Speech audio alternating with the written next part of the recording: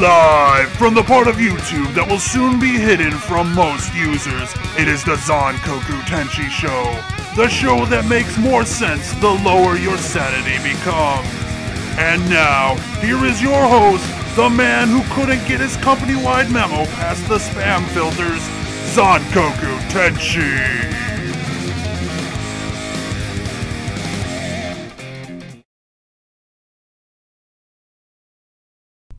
Hello everybody, hello. It is I, Zankoku Tenshi, and welcome to my show, the Zankoku Tenshi Show.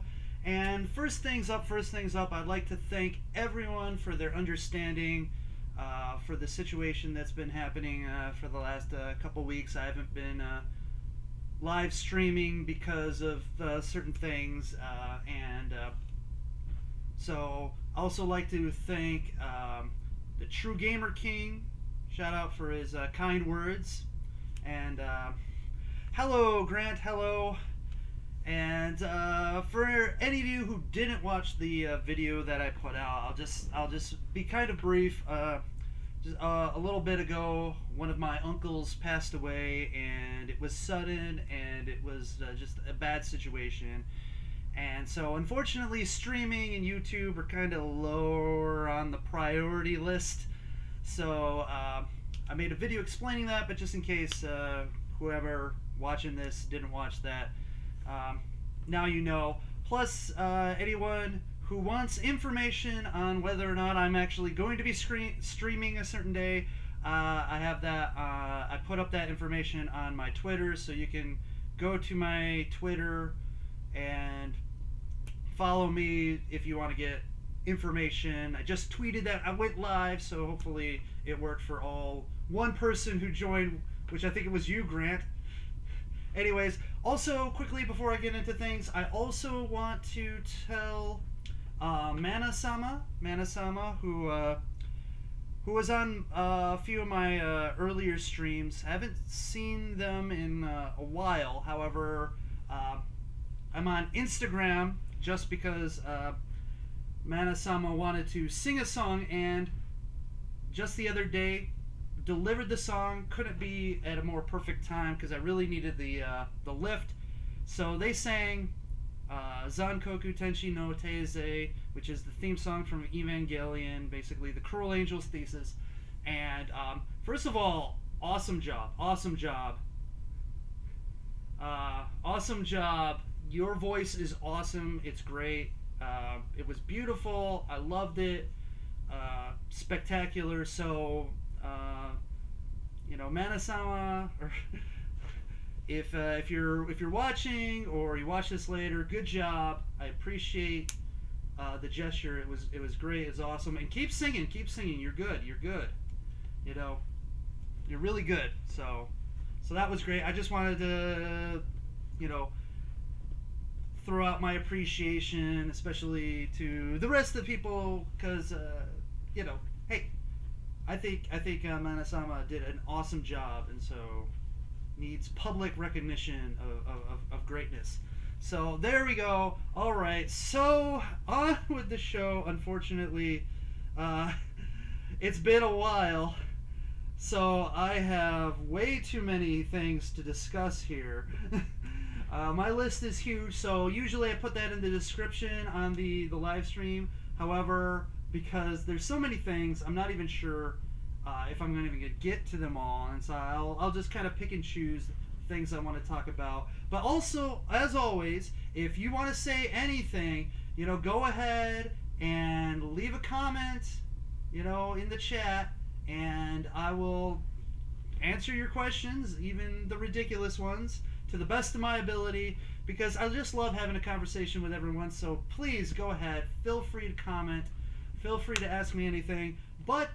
And if there's something you want to talk about, go ahead and say that. That's another thing that, you know, is good for the Twitter, is that, you know, you can tweet at me things that you want me to talk about in any upcoming show, live stream, whatever, movie review recommendations. But let's get right into it. So the first thing I need to talk about, and I definitely definitely need to talk about this, and it's been all over YouTube, so I'm sure you've heard 1,000 people talk about it, but I'm going to be 1,001, and that is the new YouTube, I don't even know if they call them community guidelines or whatever, the new YouTube plan to take videos that do not violate any of the guidelines, but because they think that, you know what, that content just is a little, we're kind of uncomfortable with it, we're going to just hide it. We're going to hide it from the general public.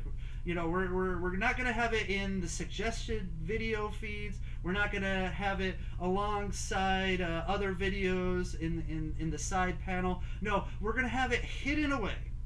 And then they're not going to be able to comment on them or rate them. I mean, I think there are some people on YouTube that love the idea of having no comments and no ratings on their videos. But, I mean, basically just exile these unwanted videos into like this purgatory of YouTube. And I think, first of all, that's just that's absolute censorship right there. Just like, you know what, your video doesn't violate any of our policies, however, we just we don't like it, so we're going to make sure that you can't monetize it, even though there might be advertisers that would love to put their ads on it.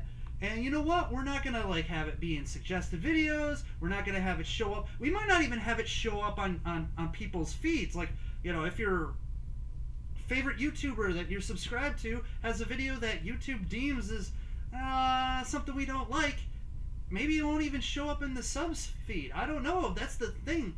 We're not sure what's happening exactly with these videos and how they're going to be exiled into this off place, and whether or not subscribers will actually get notifications, or do you have to like literally tweet out the address of your videos, like, hey, I've got this new video on YouTube, here it is, the only way you're gonna find it is by me telling you that it's right here. I mean, it's basically like putting the video to private in a way, which is crazy. And there are some YouTubers that are already affected by this.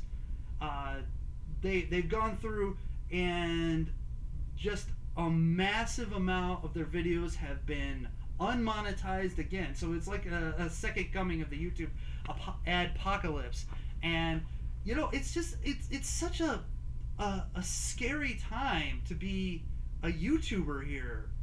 It's really like, I mean, unless you're doing like hydraulic press crushing videos, or you're doing cat videos, or you're twerking in front of the camera, and even though I think twerking is kind of sexual, I guess, but they seem to love that stuff anyways. As long as you're not like in a bikini or anything, then I guess it's fine. All those children toy unboxings, I guess are good. But man, you have anything that could be considered somewhat controversial in any sort of fashion. Though you haven't heard it, it's like all over. It's all over YouTube. I mean, like Philip DeFranco has been talking about it, as well as a bunch of other guys and girls on the YouTubes. It's a scary thing, because there are some channels that are like news type channels, but because they're not necessarily left leaning, like for instance, what's that guy? Tim Pool. Tim Pool, he's a journalist. I think he used to work, it was either for Vice or Vox. They both start with V, so I don't know. Anyways, he went freelancer, basically. I mean, he's just his own entity, and he's talked about it, and he's worried because he's news, and some of the stuff that he does, he goes to protests live with a camera, and he talks to people, and he covers things, and it might just be one of those things like where he won't be able to get any ad revenue, and his videos might just be exiled off into limbo because YouTube might not like the stuff that he's going to say, even though it doesn't violate any of the terms of service. Like they put it in the announcement. They said, even though it may not violate terms of service, we still might just yank it, which is just ridiculous. and it's frightening because like anyone who wants to try to make money with YouTube, anyone who wants to try to kind of have a living or supplemental income, it's just becoming more and more difficult. This is another part of YouTube just pushing and pushing and pushing the regular people out of the way so that it can just become a gigantic corporate entertainment venture, basically like another Netflix. You know, their whole big push is for YouTube TV, which is like I guess made more like Sling TV in a way, where you got network television over the internet through YouTube service, and YouTube Red, which is kind of like the more professional version of YouTube, and like the regular everyday Joe Blow YouTube person, the amateurs, the pros, but they're not part of any like media conglomerate or anything. Those guys are getting slowly pushed aside. Their videos slowly just being thrown out into oblivion and not being able to make any money off them, and it's terrible because it's going to basically turn YouTube into, you know, just another like media site where it's all about the big names, you know, the ABCs, the Fox, the CBS's, the CNN, the MSNBCs, you know, the big network contributors, and the little guys are going to get stomped out into non-existence, and the guys who are kind of big right now are going to become irrelevant, and soon, I don't know. I mean, it's a lot of people are thinking like it's the end of YouTube, and I am kind of worried that it is. And there isn't any real good alternatives out there. I mean, Daily Motion is like Virus City. Vid.me is basically pay to win. It is. You know, if you got money now, you can totally go vid.me, I think, and then you can pay them to have you know HD videos and stuff like that. But it doesn't seem like a good alternative. And then there's Minds, which I don't dislike Minds. I mean, Minds is pretty cool. I just don't like the interface all that much. However, I have on my Minds channel put up 2 more videos that were banned from YouTube, and I don't know if you go to minds.com/Zankoku, or is it Zankoku? I think it's just Zankoku. You can see them. It is my uncensored version of my review of Kiss X Sis. It's not the that's fucked up episode. It is my original review of the series, not the OVAs. And the first time I put it up, it got community guidelines striked because it was too hot for YouTube. But I put it up on Minds, the uncensored version. I've got the censored version on YouTube where it scrambles a lot of stuff. But on my Minds channel, it is... it took you 3 years to find... Yeah, well... I mean, yeah, it can happen like that, yeah. But yeah, that original video is now on Minds. And also, my original Aki Sora review, it was back before I did like the video editing, so it was all like still frames. But when I was rewatching it, because I was thinking, do I really want to upload this? But as I was rewatching it, I realized that it was kind of the precursor to my That's Fucked Up series in a lot of tone, and so I thought, hey, you know what? This is some good, interesting stuff. So I put that up on my Minds channel also. So if you want to go there, you can check those out.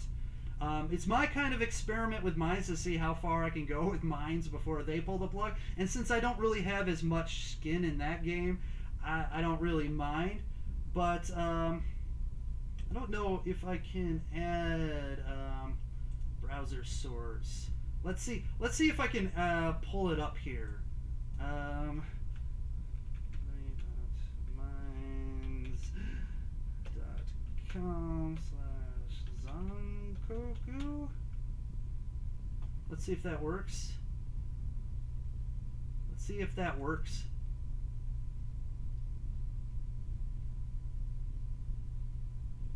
Let's see if that works. I don't think it worked. I don't see anything showing up here. Oh, that sucks.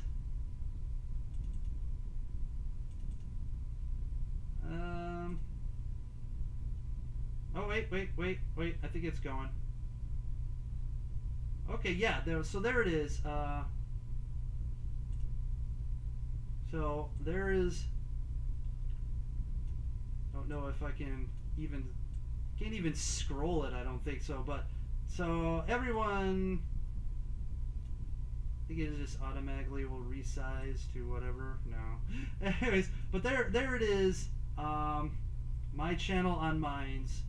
So it's minds.com/Zankoku. Scroll down and it's like the first 2 videos.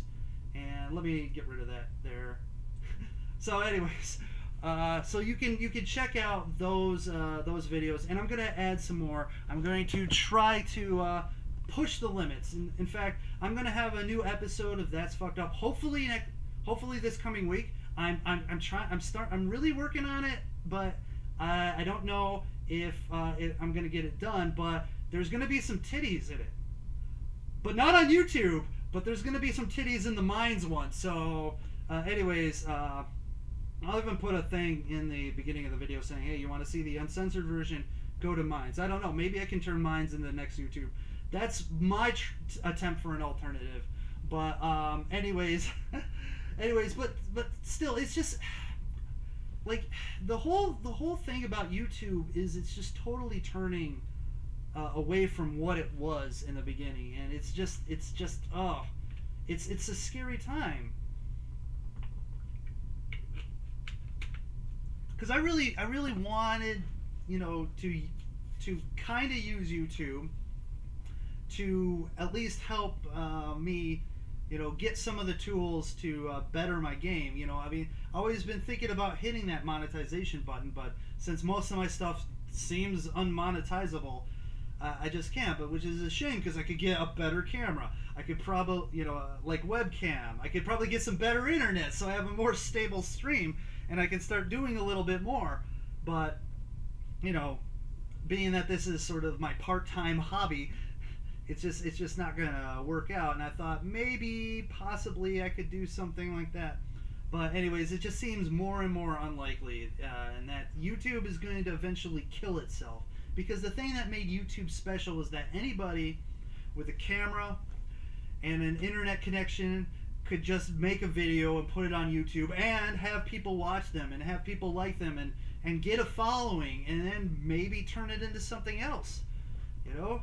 But anyways, it's just crazy. And the thing is, like with the whole adpocalypse things, now there's also a YouTuber is suing YouTube because of the ad apocalypse. I believe the guy's name is Zombie Go Boom. Because he's lost so much revenue because of the new, you know, guidelines and advertiser things. So he's actually suing YouTube. I don't think he's got a chance. And it's funny because I was watching a video where the guy was reading the legal brief, and every time they, you know, they usually refer to, like, you know, like the person, like they'll use the defendant's name and stuff, or the prosecutor or the plaintiff's name, but they kept using his username Zombie Go Boom. So it's like you're listening to this legal document, and every time it's like, and, you know, pursuant to the interests of the party, the party Zombie Go Boom. Is, every time I heard that, it was just like, wow, what? Gee, just I mean, I guess it would sound weird if they kept calling it like, yeah, and then plaintiff number 3, Zankoku Tenshi. Zankoku Tenshi believes that he was unfairly, you know, I guess, I don't know, it doesn't sound as bad to me, but man, it was like, Zombie Go Boom believes that he was unlawfully discriminated against, and Zombie Go Boom seeks, I don't know, it just, sounds weird. Anyways, but yeah, people are starting to like launch lawsuits against YouTube now. So I mean, it's getting crazy. It's getting insane, and my goodness, it's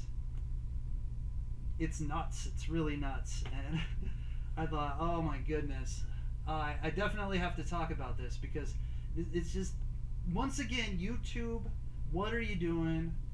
I mean, obviously you don't care about your users. You really don't care about your users. About 99% of your users, you can tell them to go fuck themselves. That's basically what you're saying, YouTube. I mean, seriously. And if I'm wrong, then prove it. Prove that I'm wrong. You know, you have these community guidelines, and then when you strike a video, you don't actually say what's wrong with it. When you demonetize the video, you don't say what exactly was wrong with it. You barely communicate with your users. And when something important like this happens, because look, I mean, yes, I understand. There's hundreds of thousands of users, maybe even, there's millions of users. And yes, there's all kinds of things. And I guess you probably throw out strikes, you know, thousands and thousands of strikes a minute, probably, all over the place. Yes, I know. But the thing is, if you're having an automated system doing the strikes, then that's just, no, I'm sorry. Like, you just can't, I just don't see, because then there's no feedback, there's no communication, there's no what did we do wrong, what should we do, because the thing is, when we change something a little bit to try to appease whatever algorithm it is, we don't know, and it makes it very difficult for anyone who doesn't have a direct line to say, hey, what's up? And then when you get a video removed, you've got to appeal, and you're not sure what exactly they said was wrong, so you're just saying, like, well, what, according to the blurb that you put out, I mean, outside of copyright things, because those are pretty much easy to see that, yes, you used copyright material. Now, whether it's fair use or not, that's something you need to do with, but that's easy. But we're talking about community guidelines, you know, like like I said a couple weeks ago, one of the YouTubers had their video, you know, privated because it was like inaccurate or something like that, and you know, he complained and got a hold of YouTube, and they reviewed it, and well, oh yeah, they reinstated the video, but the whole thing is like how does the algorithm go inaccurate or whatever? I mean, there had to be a person behind that, and then all of a sudden you realize that if there are people behind it, then what are their, you know, they need to say specifically what was wrong if they're flagging. I don't know. It's just it seems like just a hard situation. Yes, I feel for YouTube because yeah, there's a lot of stuff to go through, and there's a lot of stuff that slips through the cracks, but I think people and YouTube themselves need to understand that yeah, it's a daunting task, and I think advertisers and I think the media need to cut them some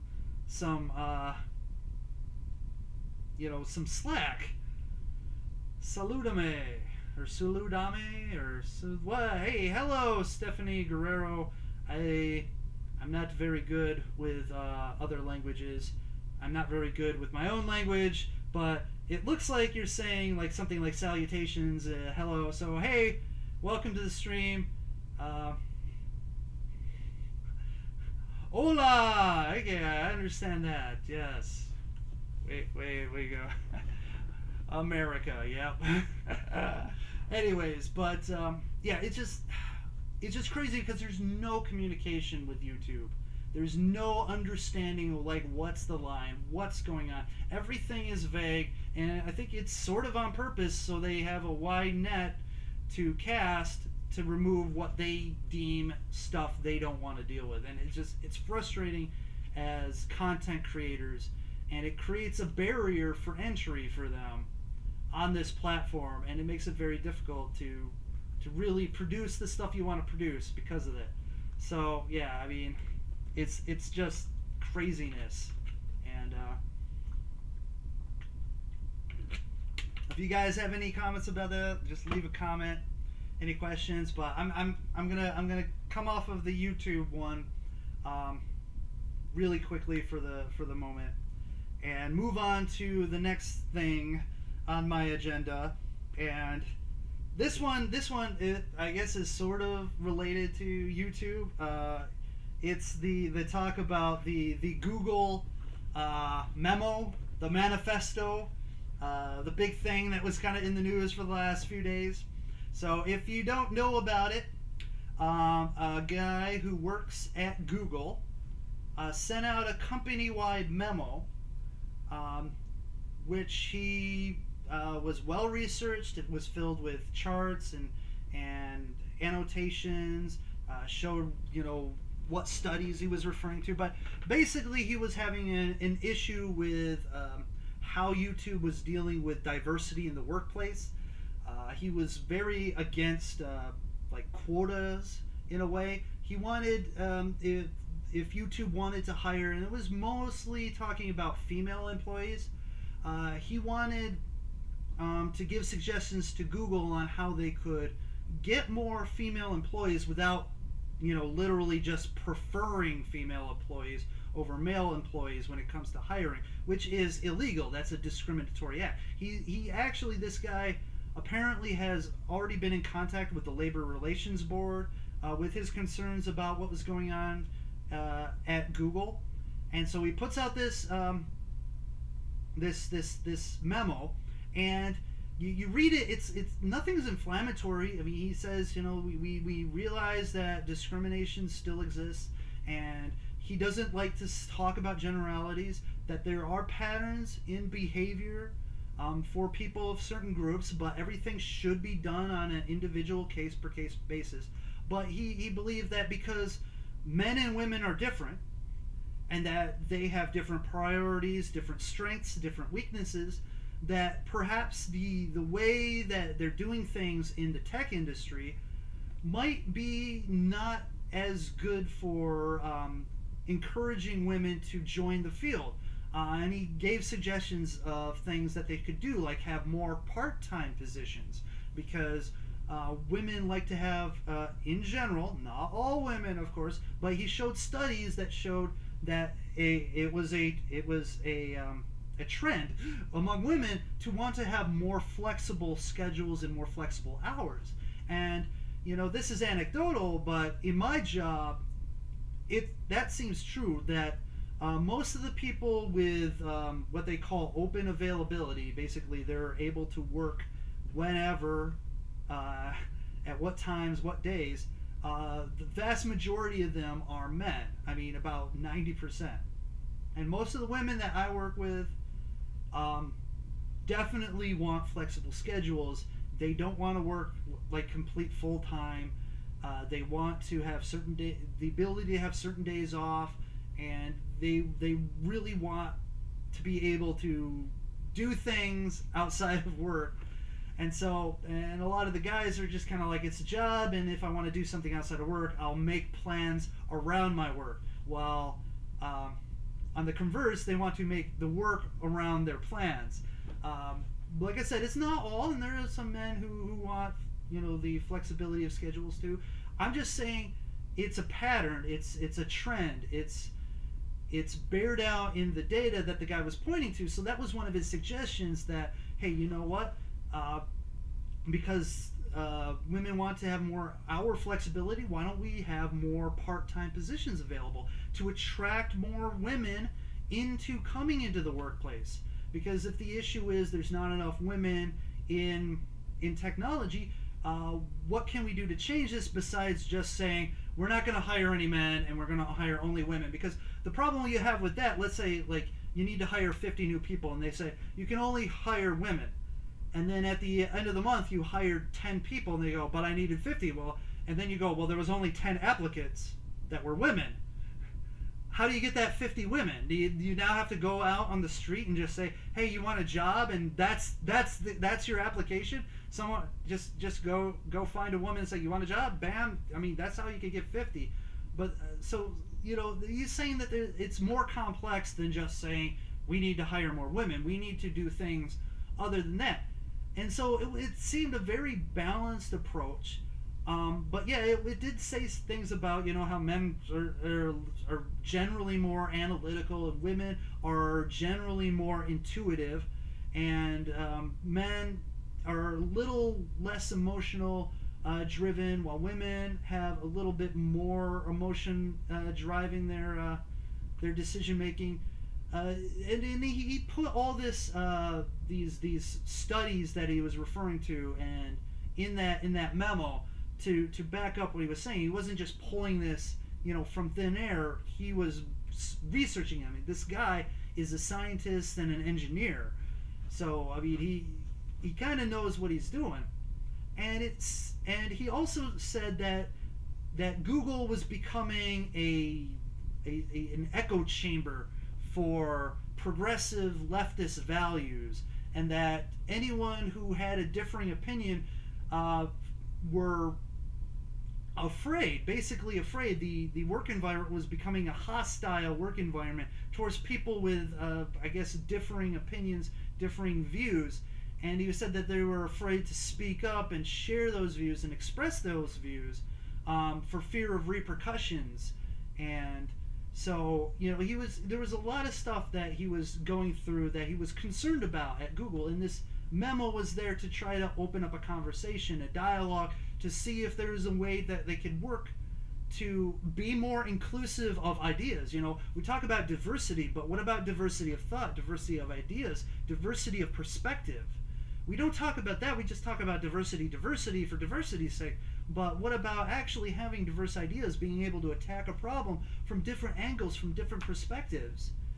I mean, to be monolithic, to think that just one idea, one view is the correct view and all others are wrong, or even worse, all others are subversive and have to be dealt with, is a scary thing, and is a dangerous thing for a company to have a situation where your employees can't talk freely about their opinions and their views, because then, yeah, you create this hostile work environment for some people who believe that they just have to shut up and do their job, and they can't chime in, they can't, you know, be a whistleblower when they see something wrong because they're afraid something's going to go wrong for them, or they can't, you know, bring up saying, hey, look, maybe we can do things this way, maybe we can do things another way, without fear of being, you know, reprimanded or being shunned or even fired.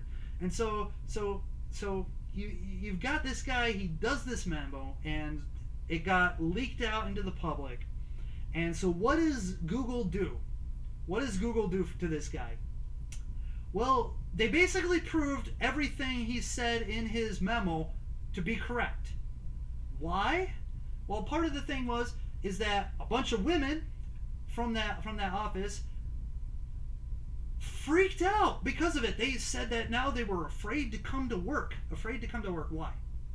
What would you be afraid? Did he say anything about, like, hunting people down or assaulting people? Or no, he wanted to have a dialogue about how you can make things more equitable across everybody's lines, and to help if they want to attract more women, how they can adjust things to actually attract more women into the tech industry, as opposed to just find women and put them in there.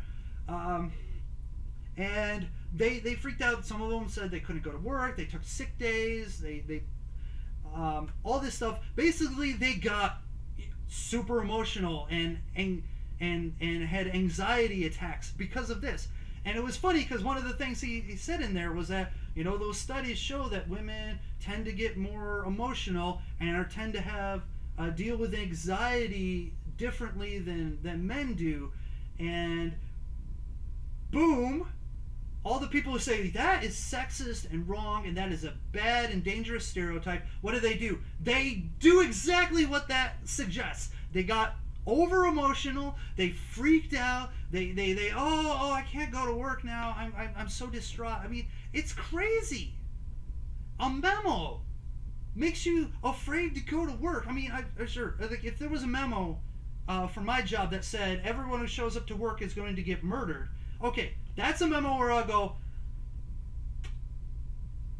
maybe I'm going to call in that day. Maybe, but like a memo just suggesting that we talk about ways of dealing with diversity and alternate viewpoints and things like that uh, makes you feel unsafe, makes you anxious about going to work, makes you feel like you can't work with this person, and like, oh my god. I mean, like, how first of all, how petty are you?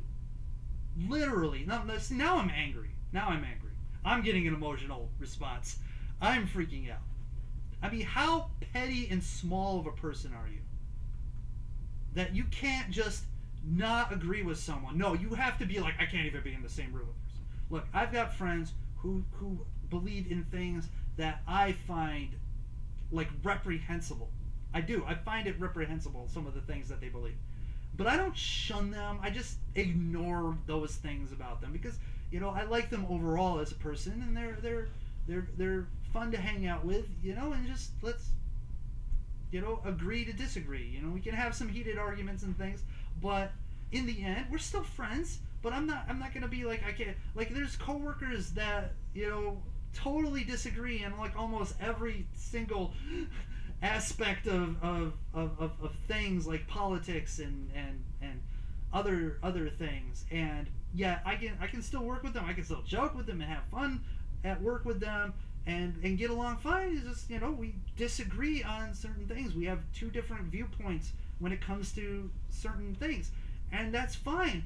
And that's how it's supposed to be. It's like, oh, you disagree with someone, as long as it's not like, you know, my disagreement is you should die and I should live or something like that. You know, that's a different thing. But we're talking about ridiculousness at that point. But yet here we have it, and it's proving a point. Like how many man hours, and I use that term because that's the term used when talking about how many labor hours are lost because of distress and anxiety, I guess, in that situation. I mean, and they want to dispute that they don't overreact emotionally or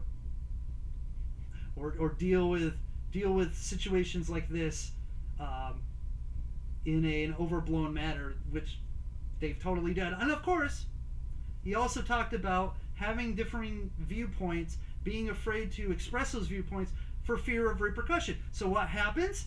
He gets fired. He has a differing viewpoint than the main party line, the main line at the company. And what does the company do? Well, we disagree with what you've said. You're fired. You're fired.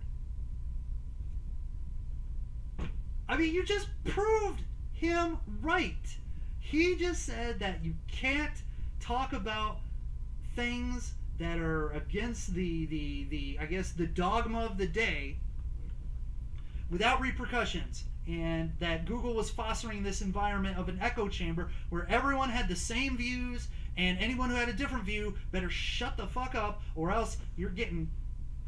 And that's what happens. He got axed. He got fired, and hopefully he gets legal involved, because I think that's just bullshit discrimination right there. That is clear cut fired for not cause right there. And I think some of the people who are like, oh, I can't work, need to take, you know, they have sensitivity training. What they need to do is have training to like help beef up their skin, so that they don't end up getting all just hot and bothered over a fucking memo that wasn't pointing to any individual person, that was just saying what has been studied and found and is kind of like, I don't know, somewhat common sense to normal people, I guess.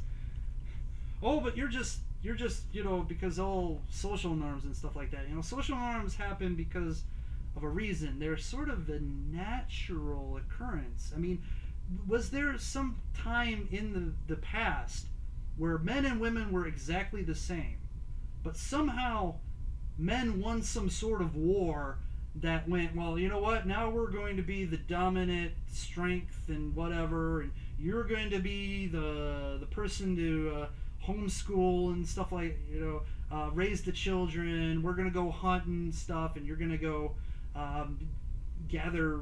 I mean, what happened? I mean, if we were all exactly the same with the same abilities, the same mindset, the same everything, the same aptitude, there was a difference. Just some of us have dicks and others have vaginas. That was the only difference. So what happened in the past that the two equally powerful forces, one decided to go, we're creating the patriarchy. How did that happen? How does that happen? How do you lose if you're equally matched? How does that work? Because it's actually, I don't know. It's funny. It's actually nature. Men tend to be stronger. They tend to be bigger. They tend to have more bulk. Women tend to not be as bulky. Their bodies are built more for producing children and sustaining life. Well, like men tend to be a little bit more hardy. They're able to take knocks because they have to go out and kill some saber-toothed tiger, and they're gonna have to wrestle that meat away from some scavenging wolves and stuff like that. They have to be able to walk long distances and search for food. So those things sort of happen by design. I mean, when you look at the animal kingdom, there's all kinds of examples of patriarchy in a way. I mean, you've got like lions. You have like the main alpha lion who basically has sex with all the women. We haven't gotten to that point yet, which is good for humanity, because I definitely won't be in the alpha section of the lion herds or whatever. But I mean, it's like the story I heard about Australia. The Australian military was basically telling recruiters that they needed to recruit more women to get the percentages of women higher in the Australian military. And so there was a show where they were talking about this, and the woman was was saying that maybe the military should just be recruiting women only and just leaving men out, because it was something like 17% of the military force was women, and that's just an unacceptable percentage. It has to be higher. I don't know if they want it to be exactly like the percentage of men and women. And the person who was agreeing was saying, like, well, shouldn't we just be concerned about the best people for the job and don't worry about gender? And then she gets offended, saying, like, what are you saying, if we were only taking women that they're not going to be the best of the job? And he's like, no, that's not what I'm saying. But what I'm saying is, like, we need to recruit from everyone and take the best out of everyone and not just a certain group. And I mean, the thing that I got from that is, an idea of, like, maybe it's harder to recruit women in the military because more women don't want to be in the military? Was that ever a thought? That perhaps, like, garbage truck drivers, I have not noticed a lot of female garbage truck drivers. Do we need to make sure that there is a 50-50 split between men and women in the garbage truck, refuse and sanitation industry? And if so, are women willing to be part of the refuse and sanitation industry? I mean, there are certain jobs that some people just don't want. Couldn't that be a situation where maybe women don't really want to be in the military as much as men want to be in the military? I don't know. But isn't that something maybe to look into? And it's just the same type of thing when they were talking about the tech industry. Maybe there isn't as many women who are interested in careers in tech as there are men interested in careers in tech. I mean, when you look at what happens in colleges, they've done studies where they show that a majority of women tend to go into these fields of study, and a majority of men tend to go into these fields of studies, and there's not as much overlap. And so if you've got colleges and people getting degrees going in different sections, and then all of a sudden the job market and the people working in these jobs start matching that, because there's a, you know, like for certain areas there's a smaller pool of women to pull from, so there's less women overall in that industry. Just like if there's a smaller pool of men to take from, there's less men in that industry. Is it a problem because the industry, or is it a problem because the people, for one reason or another, don't want to pursue that sort of view, that sort of technique? Oh my God, job, whatever, career. There we go. That's the word I was looking for. Is it possible? Is it possible that that's the situation? I don't know, but we need to look into it, because we can't just say, look, we need a 50-50 split, because that's bullshit. We don't need to have everything be the exact demographics of the actual population. I mean, look at sports. You have in football, in basketball, you have majorities in, like, in football it's like 60 to 70% is black. In basketball it's like pushing 80 to 90. So are we saying that we need to have more white people in NBA? We need more white people in the NFL? No one's saying. Oh, I mean, I guess someone might be saying that, but there's no big push for that, because we want the best athletes on the team, and if they happen to be black, then there we go. Then let's look at baseball. So baseball, they were saying something like, 10% or less of baseball players are black, and there's a large proportion of Latino players and white players. And so, there's this talk that is like, how do we get more black people to be in baseball? And one of the things that they've said was a problem was not, it's a white boys club and it's racist against black people. No, it's just that black kids were more interested in basketball and football than they were in baseball. So, and that's the thing about sports is you have to have youth. It has to start young with sport, because you can have like all the athletic ability in the world, but if you don't get technique down, you don't get knowledge of the game down, and that's what you really learn when you start out when you're a kid. And that's the whole thing, like, the pee-wee leagues, the little leagues, going up into intramural sport to high school sport to college sport. That's how you learn the technique of the game. That's how you learn how to do the things. And when you're in your natural athleticism fills in all the rest of it, and is what allows you to get up into the superstardom.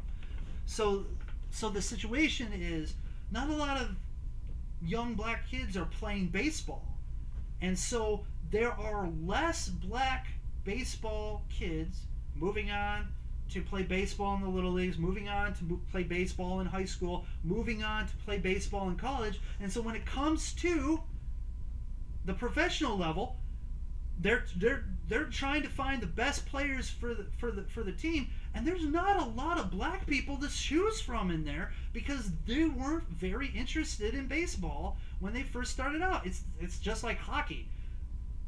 Very little black participation in hockey, and that shows in the NHL. I mean, you can probably count on two hands the amount of black people in professional hockey. And that's not because professional hockey is racist. It's because there's not a lot of black kids growing up going, I want to be the next Wayne Gretzky.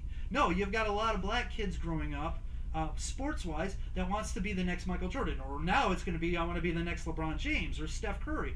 Or they want to be, the next Barry Sanders, or they want to be the next Michael Vick without the dog thing, or they want. I'm trying to think of like a good running back. I don't think I remember any real good running backs. I mean, the next Adrian Peterson without the child abuse. Well, is it bad that when I'm talking about famous NFL players, I have to say without the domestic violence, without the child abuse, without the dog fighting? Do I have to like preface that like the next Ray Lewis without the murder? Is it bad that I have to say that when I'm talking about NFL players? I'm talking about basketball players. I don't have to say, the next Allen Iverson without setting the house on fire or what. I don't. Well, wait. No, I don't think. No, I think I'm confusing that with something else. I think there was an issue with Allen Iverson and like a house thing or whatever, or no, it was the guy who shot his butler. What was that guy's name? Whatever. Anyways, I've gotten off track. But that's the point. Is that it's not always sexism. It's not always racism. It's not always classism that produces these, I guess you would say, unbalances, these disparities. And it's a real simple and maybe lazy thing to just say, well, it's got to be racism, it's got to be sexism, and not actually look at what's going on. Yes, should there be like, more push to get girls involved in technology and stuff? I mean, let's face it, young girls today are involved in technology. I mean, their phone and tablet are a physical attachment to their bodies nowadays. So I mean, they're involved in technology. I guess the thing is the whole thing about like programming and coding and the engineering and stuff like that. Perhaps that stuff, they're a way to get them kind of interested and involved into it.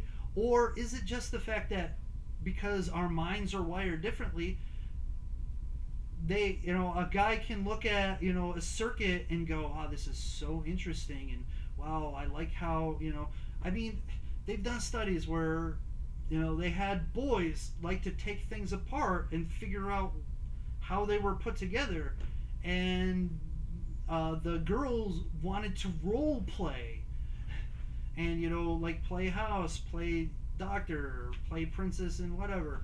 And it wasn't egged on by anyone in the researchers. They just did it and went, well, they naturally. I mean, is it just because our brains are wired differently? I mean, that's like the whole trans argument, isn't it? That a man's brain and a woman's brain are different, and somehow they got into someone else's body.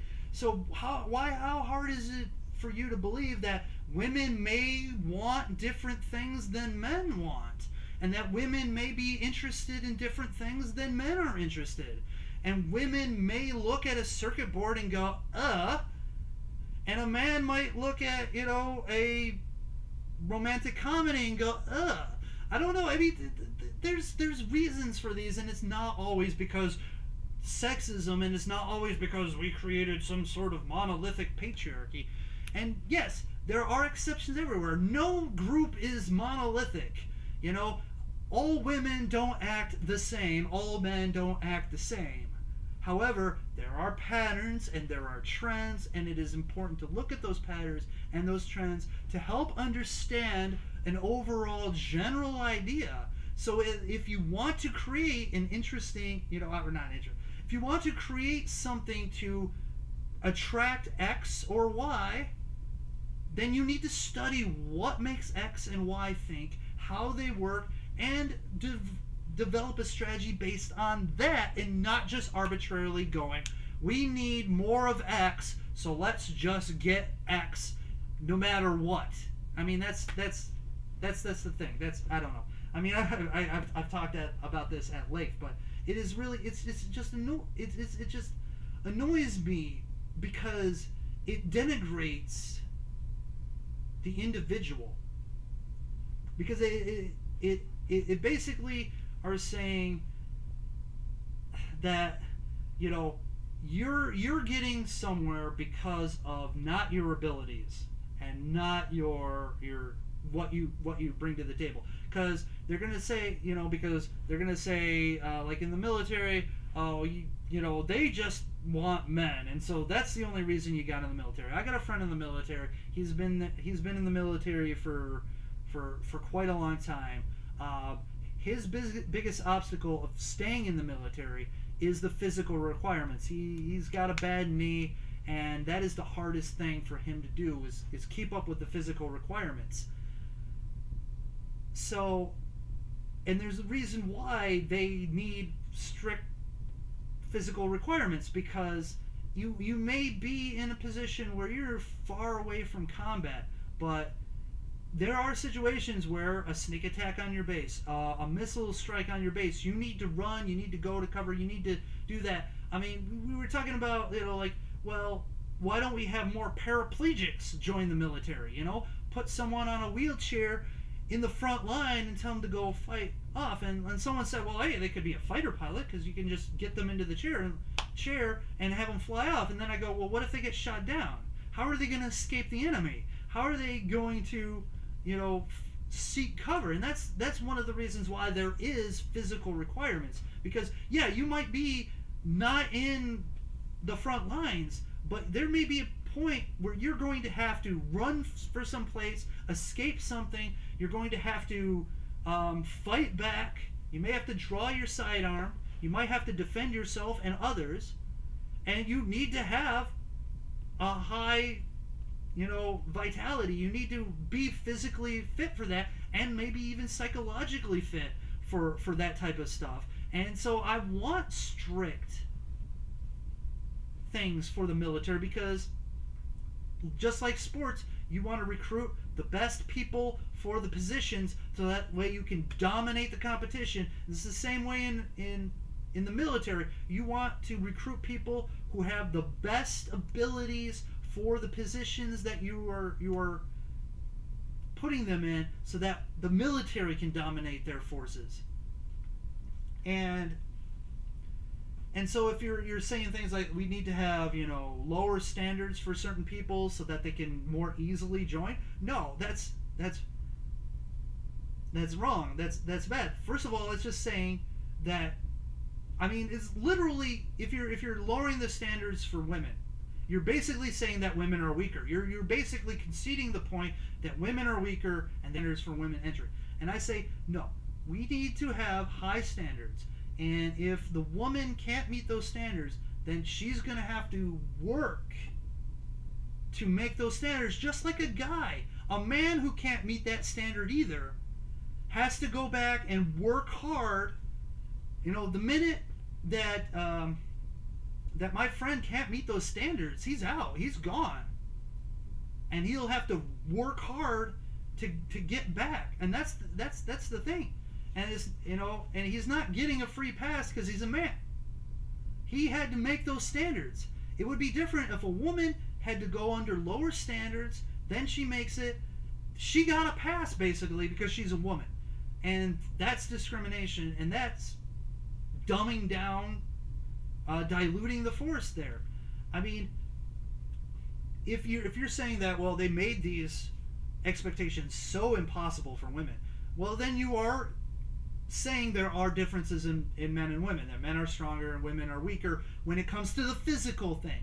It's a physical thing. I'm talking about physicality right now. And we're talking about generalities. I mean, there are plenty of women who could probably lift me up by the throat and toss me across the room. I'm not saying individual cases, but I'm saying overall, if you're going to lower standards, that's just, you can't, because then you're lowering the abilities. I mean, why does everything have to be a perfect representation? It's like, if need be, I would be fine with a military that was all Arnold Schwarzeneggers from the Terminator. Like, literally, and that's kind of the goal, is to have robotic infantry. I mean, and there's no way a human can compete with robotic infantry. That standard is going to be super high. Man or woman, no. And so, because we want, on the front lines especially, people who have high stamina so that they can march long distances, they can run long distances, they have strength that they can carry heavy packs. And then we want people who psychologically can handle the stress of being under fire, of having that pressure. And if a woman meets those requirements and is head of the class, awesome. If a man meets those requirements and is head of the class, awesome. But I don't want someone who falls under those marks being in the military, because that is not, because you're only as strong as your weakest link, and if you put in a whole bunch of weak links arbitrarily, then yeah, you can have problems. And there's a whole myriad of problems when it comes to being captured with a man and a woman. A man and a woman. Especially, let's say you go fight ISIS. If a man is captured, he's going to be tortured and probably beheaded. If a woman's captured, she's probably going to become a sex slave. She's probably going to get raped. Her life is going to be a living hell. The one guy's life is going to be a living hell, but it's only going to be for like a month until he's dead. She is probably going to, they're probably going to try to keep her alive long enough so that everyone has a go at her like 15 times. And if you're saying that's not a consideration when it comes to war, well, it should be, because that is brutal. That is brutal shit. Anyways, oh god, that was long epic. I mean, I started with the whole Google thing and went to the Australian military, and I mean, it's all related. And the fact that the guy got fired just shows how messed up this whole thing is. And Google owns YouTube, and so YouTube, that same mentality, that same, you know, we've got to not have these alternate views. I mean, like this former Google employee was interviewed. I don't know if it was CNN or MSNBC, but she was like applauding the CEO for taking the action of firing that guy, saying that, you know, it can't be tolerated to have this guy impose his opinions. Impose his opinions. It was an imposition of his opinions. No, it was a statement of his opinions. He didn't impose anything. He just stated an opinion. And it was oh my god, you know, it's a good job. She was applauding him for doing a good job, telling people that you cannot have opinions that we disagree with. There's the door. Get the fuck out. That's basically what they're saying. And these people control YouTube. And YouTube is hiring places like the Anti-Defamation League, the same entity that deemed Pepe the Frog meme to be white nationalist, white supremacist, whatever. It was a symbol. It was like, it was a freaking meme. He was, you know, people were trading rare Pepes before Donald Trump even existed. Well, I mean, he existed, but I mean, like, politically. I mean, oh my god. And those guys are going to be helping determine what videos are going to go into the limbo area. Oh my god. I don't get it. I don't freaking get it. I really don't. I mean, those are the people that you're going to, like, give the keys to the castle to these people whose very existence, you know, that's how they get their donations, that's how they get their funding, is by, like, finding hate groups and wrong thinkers. And so their whole goal is to make sure there are groups that are evil, so that they can be like, hey, these people are evil. I mean, that's like their whole thing is to create these, you know, out of, like, they stretch the word hate group, the phrase hate group, to almost be applied to anyone who just they disagree with. I don't know. It's like the world is just going insane. But then again, it's probably all going to end in the next couple days when North Korea decides to play the ultimate insanity game and play chicken with the U.S. Oh my god, oh my god, oh my god. Oh my god, oh my god. Maybe the missiles do need to fly. I don't know. It's such a mess. Such a mess, this world we've come across. I mean, I just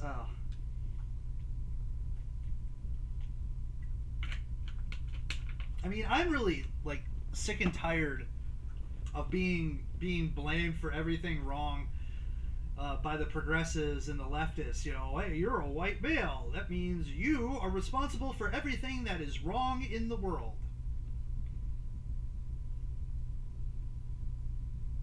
I haven't even done anything.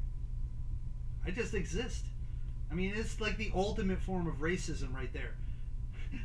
Just your existence is a crime. Just your existence is a crime. Whatever. Anyways, I don't know, but there you go. You get like a sort of insight into my thoughts on that situation. And I don't know. I guess people are gonna think what they want to think, and they're gonna go, "Oh, that's a whole bunch of sexism and misogyny." You know, you really hate women. No, I love women. I love women. Oh my God, I am so in love with women. It is ridiculous, and the fact is, it always boggles my mind how women don't think they have power, and yet they've got lots and lots of fucking power. Oh my God. When they say men start wars, well, you know, sometimes we start wars because of women. I mean, hell, all of human progress is basically men trying to get women to like them.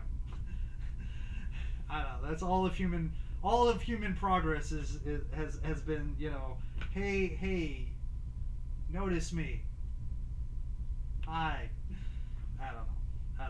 I love women. I love women. Women are great, and there's more things than physical strength. I mean, look, there's a lot of weak people in the world. There's a lot of weak men. We have to make sure all our demographics are equal in the military, so we have to make sure that, you know, what is it? Like, people are saying that America is like 60% obese or something like that. I don't know what the actual numbers are. That means we need 60% obese people in the military. You got to make that happen. That is discrimination. We need the percentages to be accurate. I wonder how many obese people are in the Google offices. I mean, you know, are we gonna have to start putting high fructose corn syrup in the vending machines to get you know, because we need. It's funny because I don't know. There wasn't much talk about you know, other races and stuff like that. I mean, I don't know. It's just, just the perfect example is just to look at sports. Sports is like a pure meritocracy. The people with the best abilities tend to get the jobs. And speaking of sports, on to the next subject, and that subject is, I think it was Stephen A. Smith on ESPN, whatever, some sports pundit says that the NFL should force a team to hire Colin Kaepernick. Yeah. Now we need to force a team to hire a player. Not, you know, a team just choosing a player that they want, but forcing to hire a certain player. So, any of you who don't know, and you probably don't, there are not a lot of sports people out here, so I mean, but Colin Kaepernick, he used to be the starting quarterback for the San Francisco 49ers.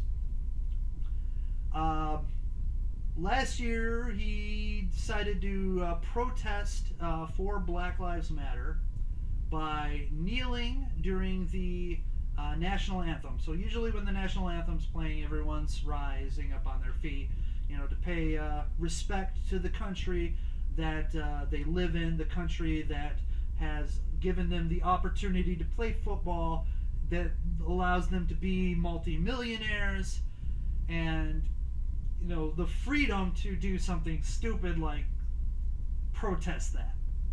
Yeah, I find it stupid. That's my opinion. He has every right to do it. I have no problem with him doing it. I think it's stupid. I think it's more I think it's more, how you would say, virtue signaling. It's like, you know, instead of, let's say, you know, I'm donating my game day check to a cause, no, I'm gonna, like, take a knee in solidarity, because that's basically the least you can do, seriously. and at the same time point attention to yourself and go, look at me, I'm such a great person, I'm taking a stand by kneeling, but still I'm such a good person. It's like I've always talked about the the protester mentality. It's like, it's the bare minimum they can do, literally. Instead, they don't actually try to change anything. They just go to the protest and go, look, I'm helping, I'm a good person. No, you're not doing anything. It's just like hashtag diplomacy. I made a hashtag, bring our girls back. It's been years. Have those girls come back yet? Have they? I don't know. Whatever. Do something. If there's a problem, do something proactive. Don't just, look at me. I don't just bitch about it. Look, I'm bitching about everything. I'm such a hypocrite. Oh God. I'm found out. I'm bitching about something. No, I'm actually doing something about bitching about YouTube. It's like I'm actually just making videos and finding other platforms for me to put my videos on. It's annoying, but I am doing something about it. I am also, explaining it to other people.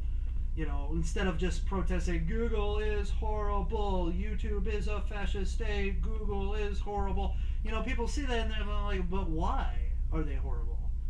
Why is it I'm explaining it to people, I guess. I don't know. Anyways, but getting back, so Colin Kaepernick, there was this whole firestorm. He was a really good player at one time. He led his team to the Super Bowl, not the Super Bowl. Yeah, the Super Bowl against the Baltimore Ravens, and they lost, but it was a close game.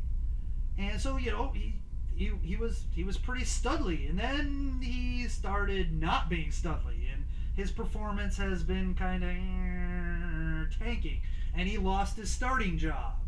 And then the 49ers decided, enough's enough. We can't really go on with you. And so he's been looking for another team. And the thing is, he's not a great quarterback anymore. I guess there's a possibility that he could recapture some of that magic. But I think, the whole book on Colin Kaepernick has been written. And NFL defenses figured him out. And they know how to deal with him. And maybe he's lost a step also. He's lost some of his confidence, whatever. He's just not that good of a quarterback. He's probably just a backup now. He's not really a legitimate starter.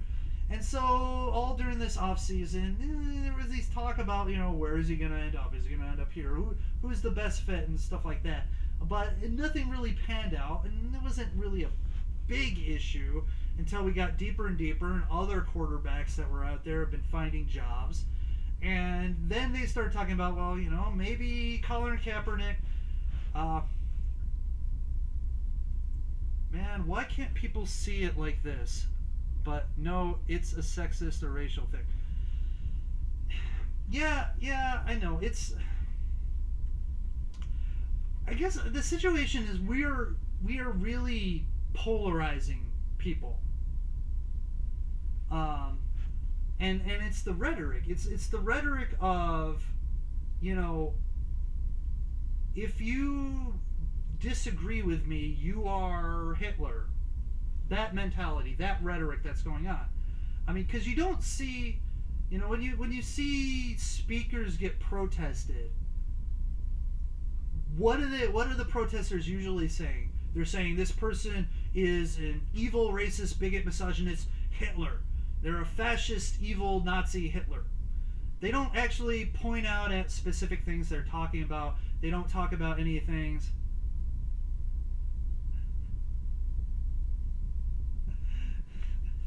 Yes, well, that's always the goal with military, though, is super soldiers. Yeah, but that's the thing, is that's the whole rhetoric, and on both sides, I disagree with them. They're Nazi scum Hitler. That's all it is this sort of not going, I disagree with what you say. I think what you're proposing is wrong for this reason and this reason, but I still respect your you as a human being. I just think that you're wrong on this.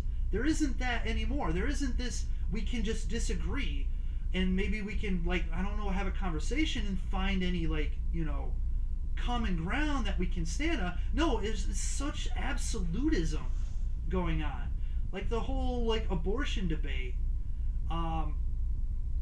There's too many people where all abortion must be illegal, and there's too many people all abortion should be legal. There's no middle ground. There's no, like, can we say, after this many months it's not right, or can we say, life of the parent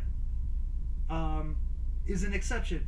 And there are people who are pro-life that say no, we can't do that. And there's people who are pro-choice who are like, no, we can't, no cut off here, up till they're pulling her out of the vagina. we can. I mean, there's no common ground. There's no middle area anymore. Everyone doesn't want to give an inch because they think I don't know if they think because they give an inch they've lost something. And so they're not willing to, or they just so demonize the other side, because it's not people who, like, so for pro-choice, it's not just people who on the other side are people who just value the life of the fetus. No, there are people who want to control women's bodies and punish people for sex, and basically they just want people to be abstinent and never have sex, and they want to control women's sexuality, and it's all about controlling women's bodies. That's that is grossly wrong, since there's a lot of pro-life people who are women, and they don't want their bodies controlled either, but they respect the life. And the same thing is on the pro-life side. They think that all the pro-choicers are just people who want to use abortion as contraception number 5. They want abortion to be just like the birth control pill. They're monsters, selfish monsters who think nothing of the child or anything, and they purposely dehumanize the baby, for their selfish reasons. And the answer is, yeah, there are some people on each side that believe things like that, but I think the majority of people are just people who have a certain viewpoint, a certain belief on something, and that there can be common ground to work with and to converse with and to debate and to try to come to some reasonable agreement on things. But we're so polarizing ourselves and demonizing the other half, and it's creating this animosity and this vitriol. And honestly, like, the country itself is just, I don't know if it's just gonna, like, kind of pull itself apart into, like, another civil war. It's kind of a scary thing when you think about it, because everyone is just vilifying everyone else, and there's no room to, like, find common ground and try to work with each other and try to say, look, okay, this is this and this, and let's see where we can have a discussion and try to, like, make progress, as opposed to it has to be this way, it has to be my way, and nothing else, and anyone who disagrees with that is evil and has to be shut out, has to be kicked out. I mean, it's crazy. But let's get back to the Colin Kaepernick thing. Sorry, Grant, little sidetrack because of the thing. It's like, so Colin Kaepernick, I think he put himself in a bad position because his stand wasn't very popular with the fans, and he really got a lot of backlash for it. And I give him some props for sticking to his guns. I mean, it's hard to do something, especially when you're getting a lot of this negative stuff thrown back at you. But he stuck with it, and so I've got respect for Colin Kaepernick. I still think he's wrong, but he's kind of tainted himself. I mean, he's not that great of a quarterback anymore, and now the story, that whole thing about what he did, is going to be a mark on his record. He's going to have to work harder to prove himself now because of that, and he's a distraction. He is a distraction, and a lot of times sports teams don't want the circus coming to town. They want to be focused on their game plan, on their opponents, and they don't want to be having to answer questions about, hey, Colin Kaepernick this, Colin Kaepernick that. You know, they don't like those type of distractions. So yeah, there's a lot of teams that are very wary about signing Colin Kaepernick now. And so this all came to a head when the quarterback for Miami, Tannehill, injured his leg and looks like he's going to miss a significant portion of the upcoming season. So Miami is scrambling to find someone who can fill in. And they ended up getting Jay Cutler, who's been retired, but for all honesty, he's been retired for like 3 months. I mean, he played football last year. I mean, did he play football last year, or was he injured? I don't know. He was on a football roster, anyways. He wasn't like out of the game. But you know, so they hired him to be the quarterback. And now everyone's talking about, well, what about Kaepernick? Kaepernick is out. Kaepernick wasn't even retired. And so all this talk, and you've got pundits who are totally conflating the retirement of Jay Cutler, saying, well, he's a retired quarterback. I mean, he's technically retired, but he's only been retired for a couple months. So he isn't like he missed like football season. What do you think about the North Korea have nukes shit? I'll get with that. I'll get on that after I finish this Kaepernick thing. But I did kind of talk about that when I thought that maybe the world needs to end and that the nukes should fly through the air because of the whole Google YouTube thing. Oh my god. But going back, so now they're saying that, you know, this is obviously personal against Colin Kaepernick, or even worse, racist against Colin Kaepernick, and that the NFL needs to force a team to hire Colin Kaepernick. They're literally saying the NFL has to tell a team, you got to put Colin Kaepernick on your team. I mean, that's just crazy talk. I mean, like, what's next? Now he has to start now. You have to start him. I mean, to have the NFL now dictate who you hire, and it is just crazy. I mean, they dictate who you can hire in certain ways, but they're literally saying you have to hire X person is ridiculous. And look, if like Colin Kaepernick, he did it to himself, and he's going to have to work twice as hard to prove himself. And you know what? Do it, Colin. Do it.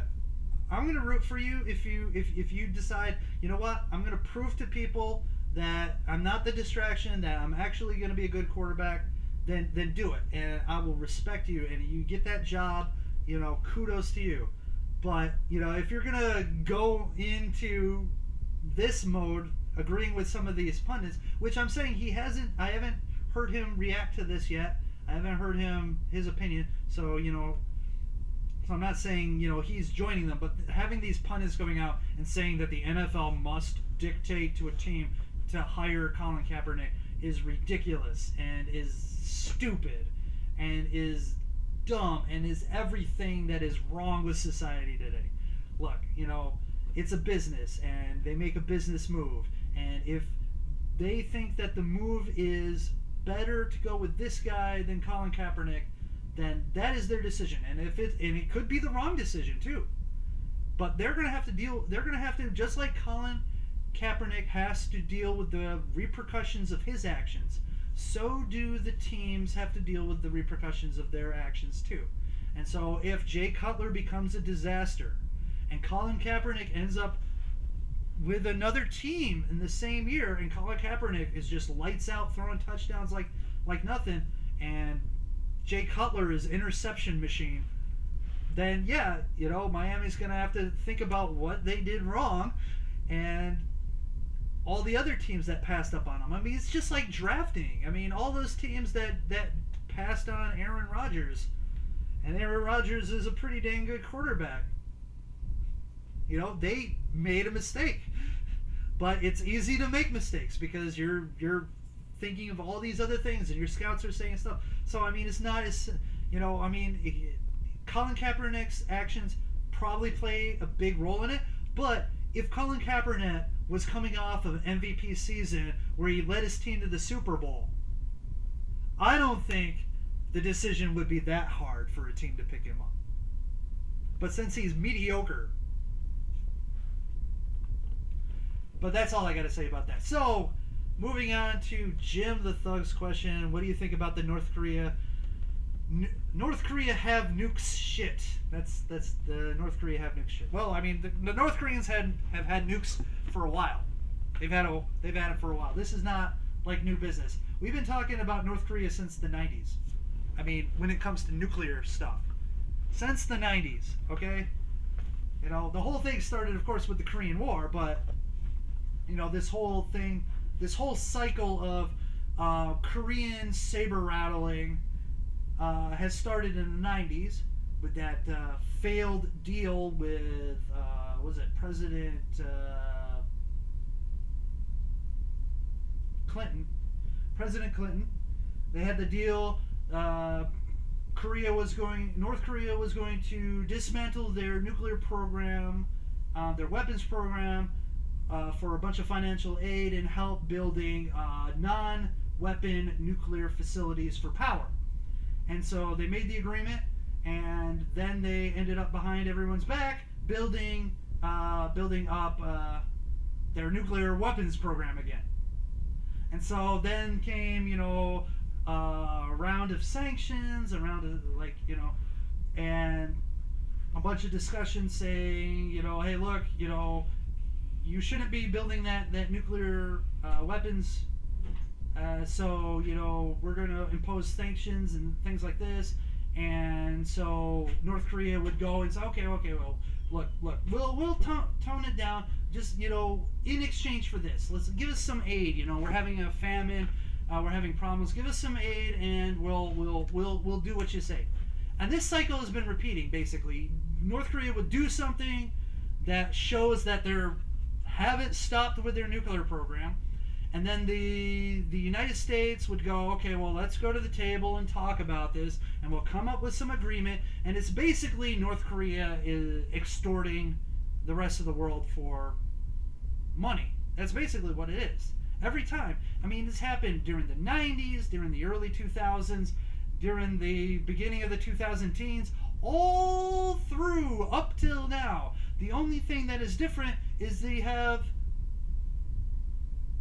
a president who instead says, okay, let's go to the table and talk about this again, and what can we give you to keep you from doing it, is a guy who's like, okay, you know what, enough talking. No. Fuck you, basically. You ever watch Commando, and he's fighting the Green Beret, and the Green Beret's got the gun. He's like, fuck you, asshole. He pulls the trigger, and it's out of bullets, and then Schwarzenegger goes, fuck you, asshole. Well, that's basically North Korea has the gun with no bullets, and he's pointing at people, and he's trying to get money because his country is in economic ruin. And for the longest time, America's like, okay, well, as long as you don't do anything with the gun, here's some money. And then every so often, he'll come back with the gun, and it's always been like this escalation. And this time, the position of the United States is like, no, you know what? We're not gonna negotiate, because we already know that you have a track record of negotiating a deal and then breaking the deal immediately. So no more. You know what? No. Stop doing this now, or we're gonna add even more sanctions to you. And that's basically what we did. We went to the UN. We got the UN to unanimously in the Security Council, something that doesn't always to say, nope, this is unacceptable. Here are these sanctions. China has stated publicly that they will not give North Korea any support if they come into conflict with the United States. So China has taken a side in this. China has said, like, look, North Korea, yeah, we had your back for a while, but you know what? U.S. is way more important to us than you. So, you know what? You're gonna do something. Don't expect us to help. We're gonna sit here and go ahead, whatever. You know, I mean, and you Russia kind of oddly quiet about this, but Russia probably understands too is that North Korea is a speck and not very important to get into, you know, a fight over. So, yeah. The thing is, we've had opportunities to nip it in the bud, and we've failed in all of those opportunities. We thought we could negotiate our way out, diplomatic effort our way out of this situation, and all it did was allow them to build up their program, develop the nuke, build the nukes, build the ICBMs, and now they're saying that they've been able to miniaturize so that they can put nuclear warheads on the ICBMs, and we've really only got ourselves to blame because we've allowed it to happen. We've seen that they have been pushing and pushing and pushing and pushing, and we've literally just went, okay, well, you know, promise us you're not going to do it, and we'll give you some ransom money. We'll give you some this or that. And it didn't work because they went no. And in a way, we taught the North Koreans that this is how you get money from us, is by being provocative, by trying to get America back to the table to talk about the program, to talk about ways that we can stop or slow down the production, and so then we can extort some money out of it. And now it's like, no, we're not going to do that. We're gonna put more sanctions on you. You continue to do this stuff, we're gonna put even more sanctions on you. And if you actually do something stupid, which attacking Guam, or literally North Korea attacking anybody, anything, North Korea doing anything is the stupidest thing they could possibly do. It is idiotic. If they value their existence, they would never do anything like that. And in fact, they kind of do value their own existence because they don't really do any of that type of stuff. I mean, it was close that one year where their missile blew up this facility in South Korea. I thought, oh my God, that was it. That was the war was going to start right then and there. I mean, there was no way that the South Korea or America are going to look at that and like, hey, you just like attacked South Korea there. But and like even years before there was that. Well, anyways, I can't really quite remember exactly, but so yeah, I mean, North Korea has a track record of doing this.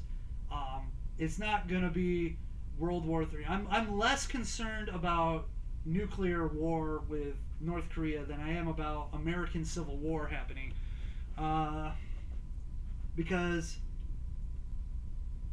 you know they're crazy, but I don't think they're that crazy. I think they play up some of their craziness to try to get some money, to try to get some funds to help keep them solvent, keep them somewhat afloat.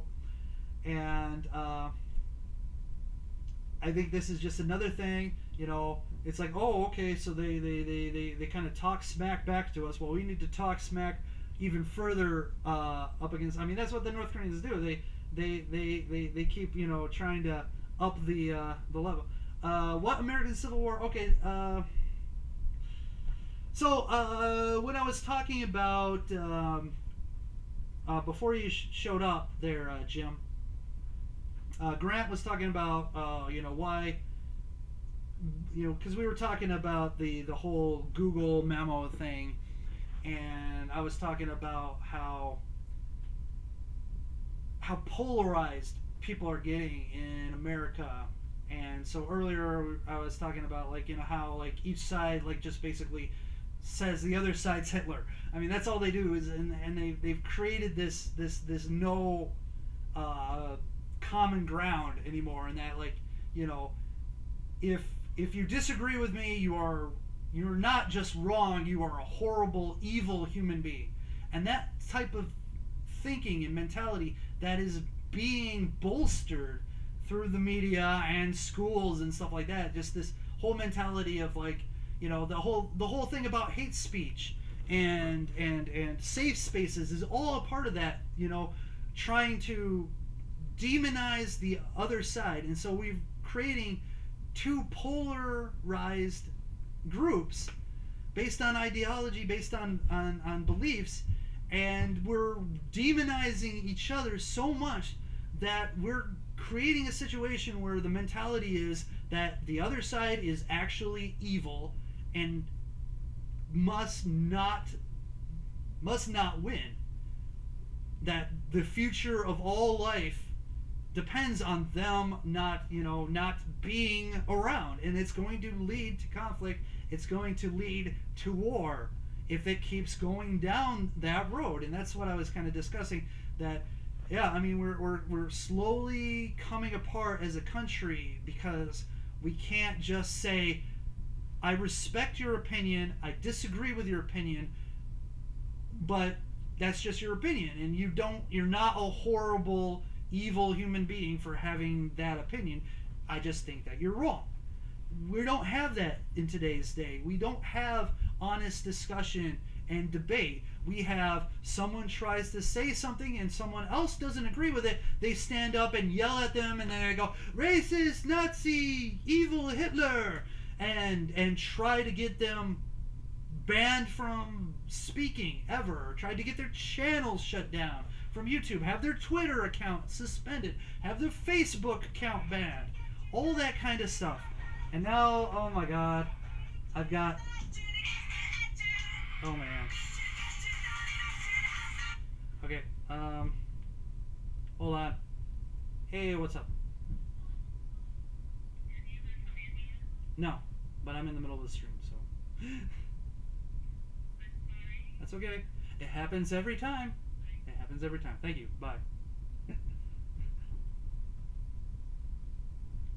Oh my gosh, it's almost going on 6. Dang. Anyways, sorry about that.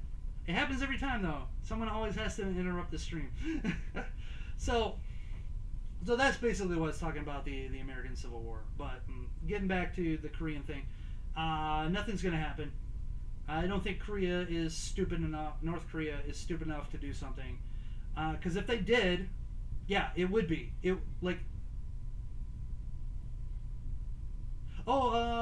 The song that is by the band Maximum the Hormone. It's a Japanese band. The song is Choo Choo Lovely Nima Nima Rima Nima. It's a mouthful. The name of that song is. Let me get that. Let me get the name of that song. It's a pretty cool song. They're kind of metalcore-ish, I guess, if you would call it core. I mean, they're very different. The song is called Choo Choo Lovey Mooney Mooney Mura Mura Purin Purin Boran Nurororo Ero Ero. Okay? You got that? Try to say that 3 times fast, right? You can't. Choo Choo Lovely Mooney Mooney Mura Mura Purin Purin Boran Boran Nuero Nuero Ero Ero. Anyways, they're the same band that did What's Up People? The end theme from Death Note, 2nd season, right? Whatever, 2nd half. And they also did the opening. No, it wasn't the end theme. It was the opening theme. It was the opening theme. Actually, they did both opening theme. No, not. Okay, they did. I think they did the end theme from the first half of Death Note, which was Zetsubo Billy, and then the opening theme from the second half of Death Note, which was What's Up People. Anyways, cool band, hardcore, kind of a unique sound. I like them. But it is so that's what that band is. But North Korea is not going to do anything stupid, and if they do,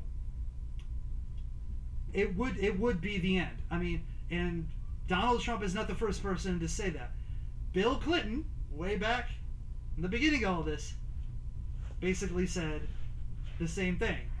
North Korea does something dumb, they are going to hold on a second. I gotta take a quick break here. Hold on.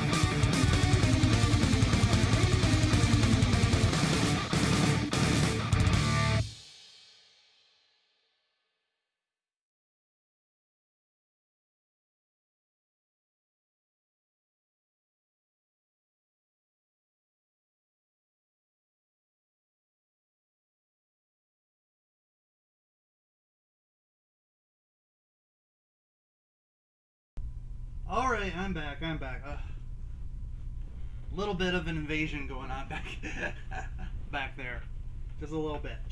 Okay. Anyways, yeah. So, yeah, just sum it up again. Nothing's gonna happen with North Korea. They're not that stupid, and if they are that stupid, it's gonna suck for Guam. But it would be, I mean, the rest of the world would just go, okay, you know what, that's it. North Korea is done. And it's going to suck probably for South Korea and maybe Japan. But, I mean, there's no way, I mean, there's any piece of legitimacy North Korea still has would be gone at that point. It would just be gone. It would be gone. They would have zero friends, and North Korea would cease to exist in about a week. Probably even less than that. Literally, it would. I mean, like the only way that it could be prevented is if they proved that they had an arsenal of nuclear weapons that could. Oh, the Clinton thing? Bill Clinton basically said what I'm saying, is that if North Korea attacked South Korea or Japan or any of the people that they were threatening at that time, Bill Clinton said that that would be the end of North Korea. That the United States would go in and, yeah, I mean, it would basically be, if North Korea did anything during that time, it would have been the Iraq War before the Iraq War happened. It would have been, you know, America going, okay, he wants his ticket pulled. It's time to pull his ticket. Time to pull his card. Time to punch his ticket. But North Korea probably realizes that, and they're not that stupid. And it's the same instance here. but in such a way that, back then China was still, sort of supportive of North Korea, and maybe would have made a stink about it in the UN. But now they literally have no friends. And the only thing that could really even deter something like that is if they had an arsenal enough to really pose, and I'm talking about devastating, cataclysmic damage to a good portion of the world, not just a few countries here and there. And yes, it's going to suck for Japan. It's going to suck for South Korea. South Korea is going to get the worst of it. But it's all going to be North Korea's fault. Because in the end, they're the ones who did the stupid thing. You attack Guam. Why? Probably because it's like, oh, it's probably the one we're reasonable sure that we can hit that can hurt America. That's probably the only reason. If they really wanted to point their finger, they would have said San Francisco. Whoa, San Francisco's gone. So super nukes. Well, I mean, nukes today are kind of like super nukes, but we've got, like America and Russia, we've got nukes that have miniature warheads, and they are packed into that missile. And so we're talking about multiple high-yield warheads that can do a lot of damage, and we have a lot of those missiles, and we can launch a lot of them at the same time. And so, we have an arsenal that would, and that's why you have the thing called mutual assured destruction. That doctrine, we have enough missiles to blow up everyone. Literally, we could just blow up everyone on the Earth. We could. And so that was the whole thing, was you didn't dare attack, Russia and the United States, we didn't dare attack each other directly because we could just end the world like that. And so, and any decision to launch nukes was seen with such scrutiny. I mean, there was a couple times in our history that the world was going to end. The nukes were going to fly because there were false radar reports and stuff there was, I don't know, there was a story about in Russia they had a glitch or something that happened in their radar system and stuff, and they detected a launch from America. They detected a launch of nuclear missiles, and they were given, and they were on their way. And it's oh my God, the Russians were okay, this is it, this is the end of the world. Well, we have to retaliate. We can't just, So they got everything working, and I think, according to the story, and I could be wrong, it could be a myth, it could be an urban legend. So this may not be true, but this is what I've heard from several different sources, that the guy who was gonna push the button just went, no, I can't do it. And then they found out that, oh, okay, wait, no, it was a false alarm. Something went wrong. But if that was the truth, and there was a different guy there who was okay, push the button, that could have been the end of the world right there. That's how powerful our nuclear arsenals are. Is we have the ability to end the world. North Korea has not that kind of arsenal, and their missiles maybe at best have the ability to reach the mid-United States at best, in their best case scenarios. But the time it would take for them to arm, to have them ready for launch, and the time it would take for them while they're launched would give us time to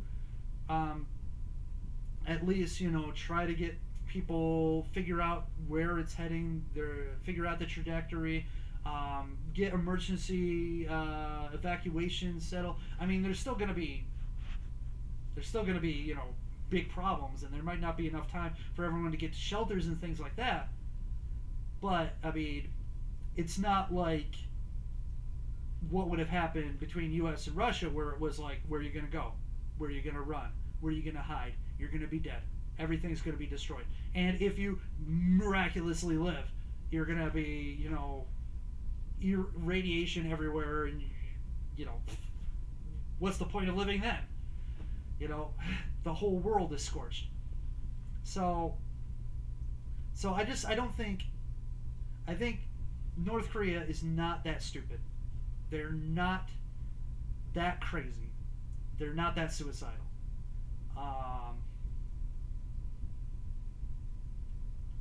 But yeah, I think we do need. I think the world needs, but I think in the United States and South Korea and Japan really need to really think hard about coming up with a strategy of getting into North Korea and disabling their nuclear capacities.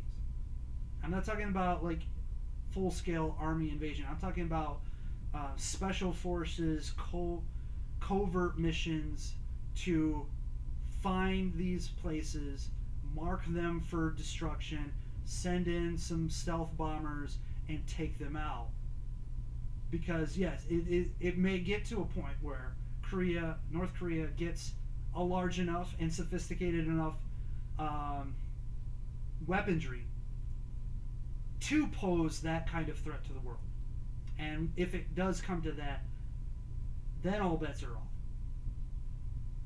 Because then they could do something crazy like attack Guam. Because in all honesty, the United States probably isn't going to go, well, we're not going to destroy the world for Guam. How can we keep them from making other Guams happening?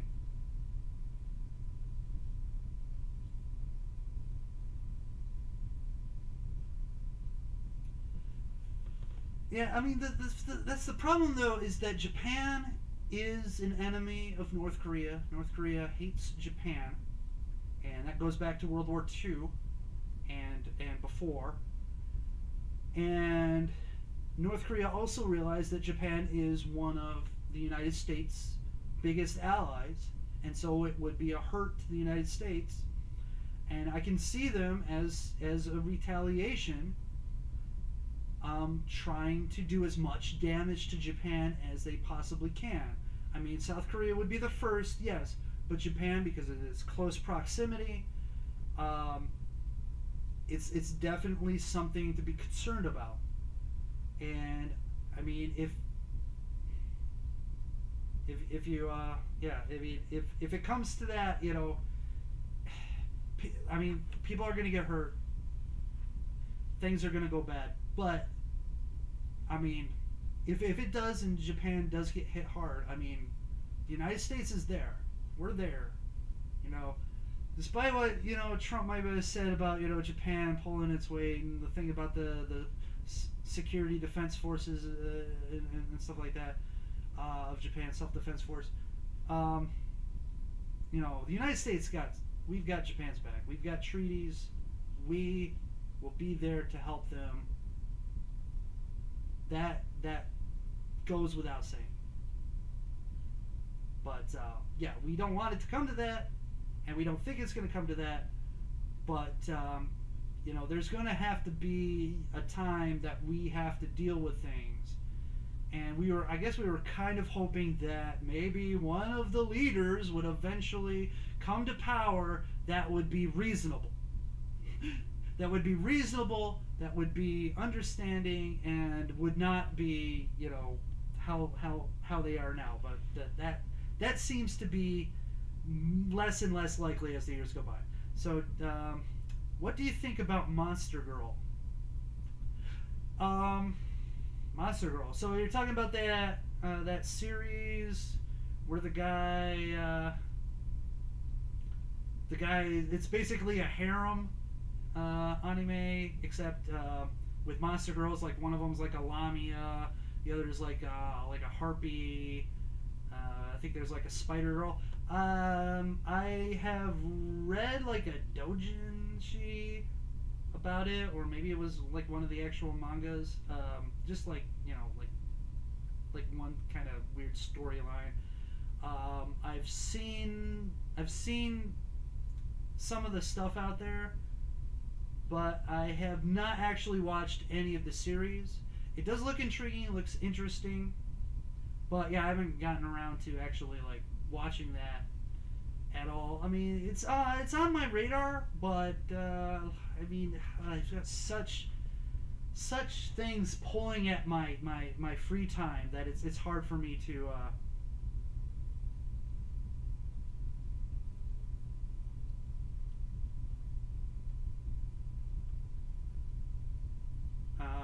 I think he's talking about. I think he's talking about the anime, because musume is often a Japanese term that is often used just for generic girl, even though I think it actually means like daughter. Like it literally means. Oh, you're talking about monster girl fetish. Oh my god. I thought he was just talking about the anime. Okay. I mean, it's kind of like furry in a way, isn't it? Kind of like furry, because like those girls are kind of like beasts, and beasts can be pretty monstrous, I guess. I don't. I mean, I'm fine with it. I mean, it's not my thing. I mean, it's not like something that I'm opposed to. It's not like scat where I'm just like, okay, God, just make me vomit right now. No, I mean, it's okay. It's all right. No. No, you're saying no, like, okay, don't be offended because I said something like furry. I mean, I know, like, oh, the furry thing. Oh, God, yiff in hell, motherfucker. Yuki Onna all the way, or Dullahan. People only like Dullahans because of Durara. That's all. People only like Dullahans because Durara. Before that, no one actually even thought of female Dullahans being sexy. But man, you give her a helmet to cover up the fact that she has no head, and give her like a sexy leather outfit and a kick-ass motorcycle. Now everyone loves Dullahans. Anyways, I don't know. Like, no, I'm fine with monster girls. No, I didn't mean you were offended. I did not mean you were offended. I just, some people might get sensitive to that whole furry thing, but whatever. I mean, I don't mind furry, and I don't mind, like, monster fetish. For me, if I had to choose a monster, it definitely would be succubus, because what a way to go. What a way to go. Oh, I would be like one of those people who are like immune to it somehow. That's the plot line. I am somehow immune, so I am like the perfect energy vessel for the succubi. And of course that means all the succubi would be like, oh well, this guy doesn't die. He's like a rechargeable battery. You know what? That could actually end up being a living hell. Maybe, I don't know. But yeah.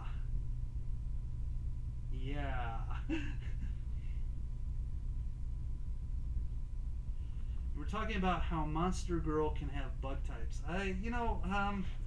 Like the Spider Girl would definitely freak me out. I don't really, I tolerate spiders. I tolerate spiders. They live in my man cave. Maggot? No, God, no. Not maggots. No. No. I mean, I don't know if there's any insect. I mean, maybe butterfly. Maybe caterpillar. I don't know if caterpillar really even counts as an insect. But I guess, like bug, like it'd have to be, I mean, sure, they make them cute, but the insect or bug has to be cute to begin with. Because otherwise they just have that idea like cockroach girl. No. Maybe ladybug. That might be something. I mean, I guess some beetle girls might be, but they still have to be more like my goal is like they still have to be more human than bug. I guess, I don't know. It's hard. I never really thought about it, to be honest. Never really thought about it.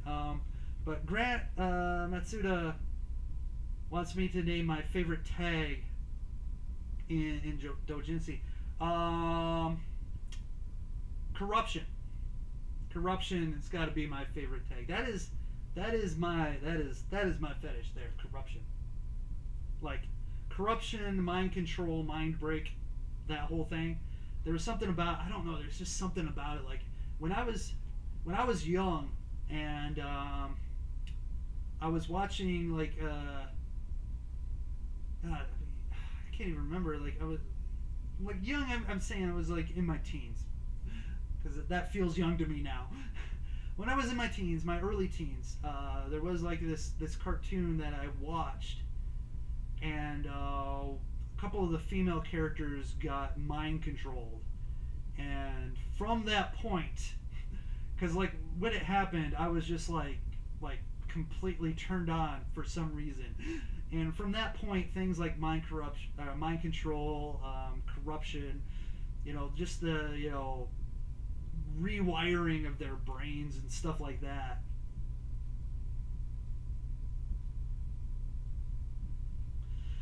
I mean, NTR, see, the thing about NTR though is that it does make me feel bad for the guy.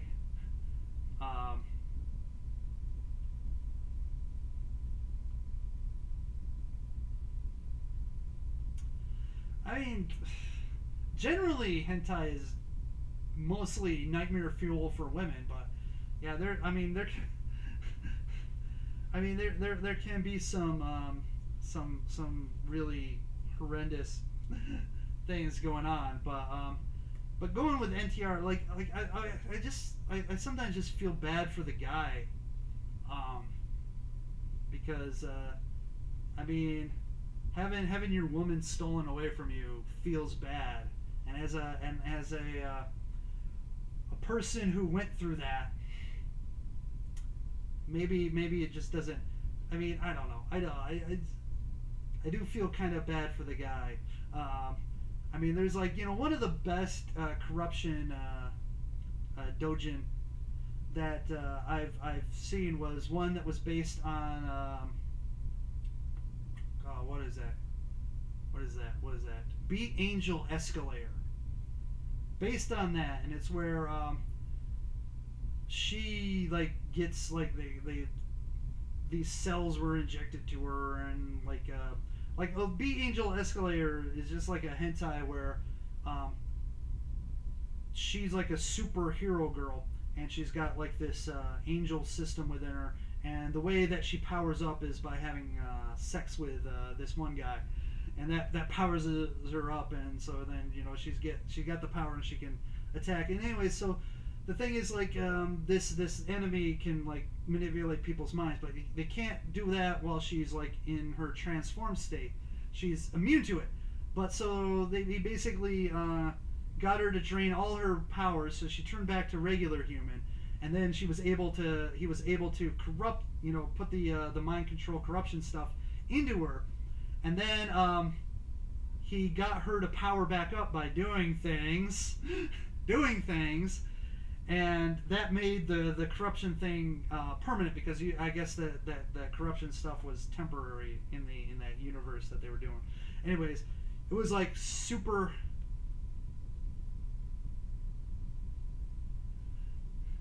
I mean, don't get me wrong, no judgment. I just didn't expect that. That I wouldn't be into NTR or something like that. I mean, it's a thing. Just sometimes I often find myself feeling bad for the guy.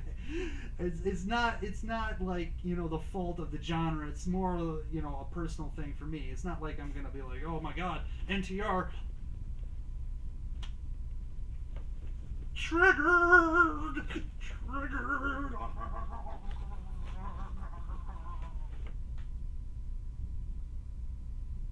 No, it's not gonna be like that.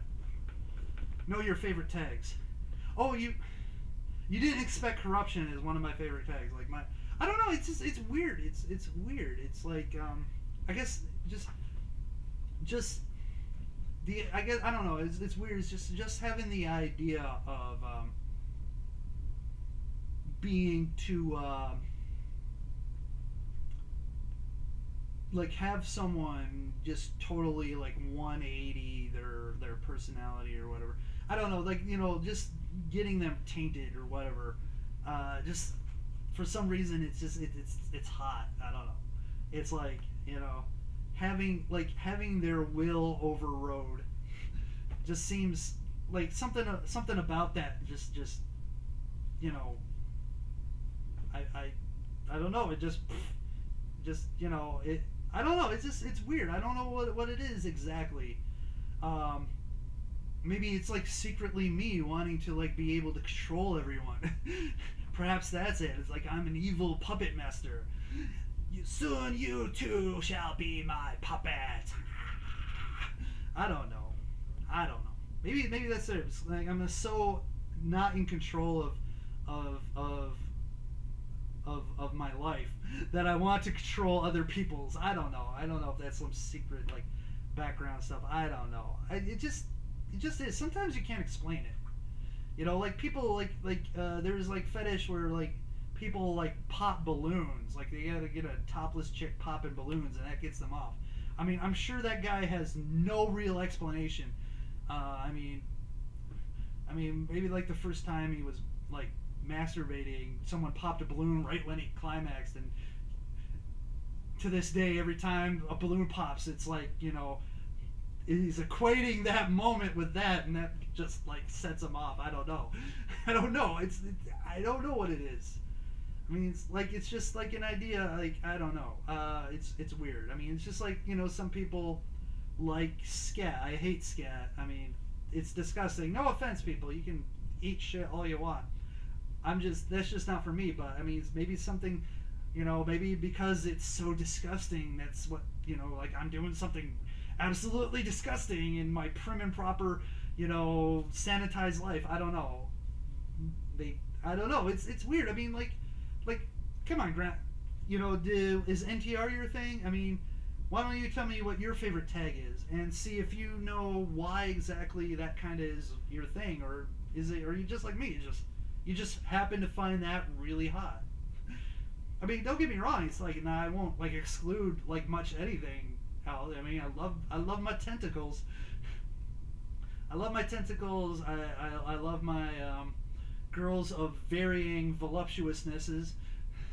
I like shy girls. I like aggressive girls. I mean, just there's a whole plethora. But yeah, I mean, the big tag, bam, yeah, that's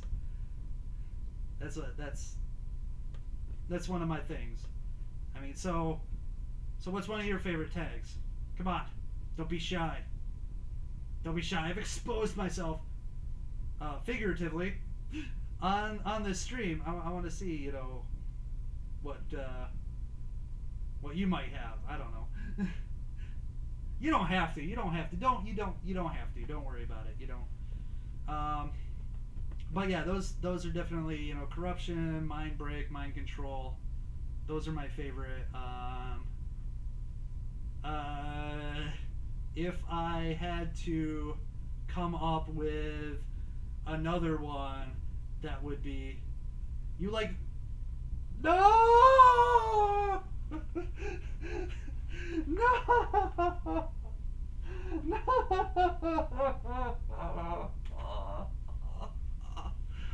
Oh, I'm sorry. I'm so sorry. I'm so sorry. I'm so sorry. I'm sorry.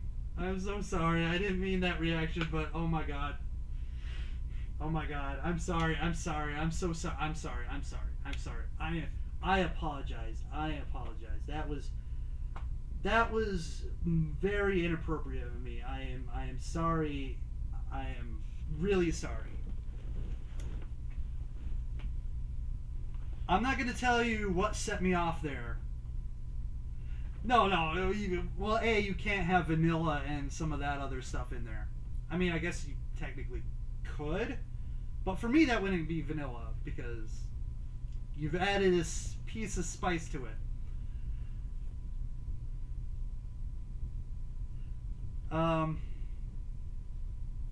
No, I saw Futanari and Trap there, and I went, oh god. And like I said, you like what you like, man. You like what you like, but I don't even, you like what you like. I don't care. Just for me, first of all, trap, absolutely no. Zero. Like, maybe reverse trap. I can maybe reverse trap, but I can't. No, trap is gone. Goodbye. That is the end. That is the end right there for me. Like, if I see that tag in there, I'm like, I'm not interested. Fuda, it really depends. I mean, because Fuda, unlike sexuality, no, just kidding. Fuda, unlike gender, is on a spectrum. I know. I just wanted to make that joke because I've always wanted to make that joke. But no, there is a spectrum to Fuda, where you have clit dick on one side. So right now, I'm totally gonna get this entire video. I mean, if it weren't for the first part where I was talking about the Google thing, it's definitely for the second part. This video is definitely going into the YouTube exile program.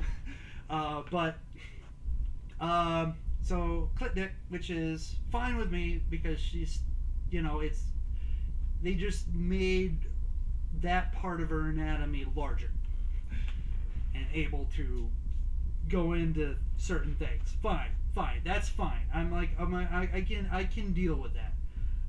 When it starts to become too penis-like, when it starts to expel, because it's like, where is it getting that? Where is that shit coming from? You don't have any tests. And then, of course, if it's just, if there's balls involved, then you've just gone to full trap. So on that scale, I can mind the low end. Like, for instance, Bible Black, I can deal with Bible Black.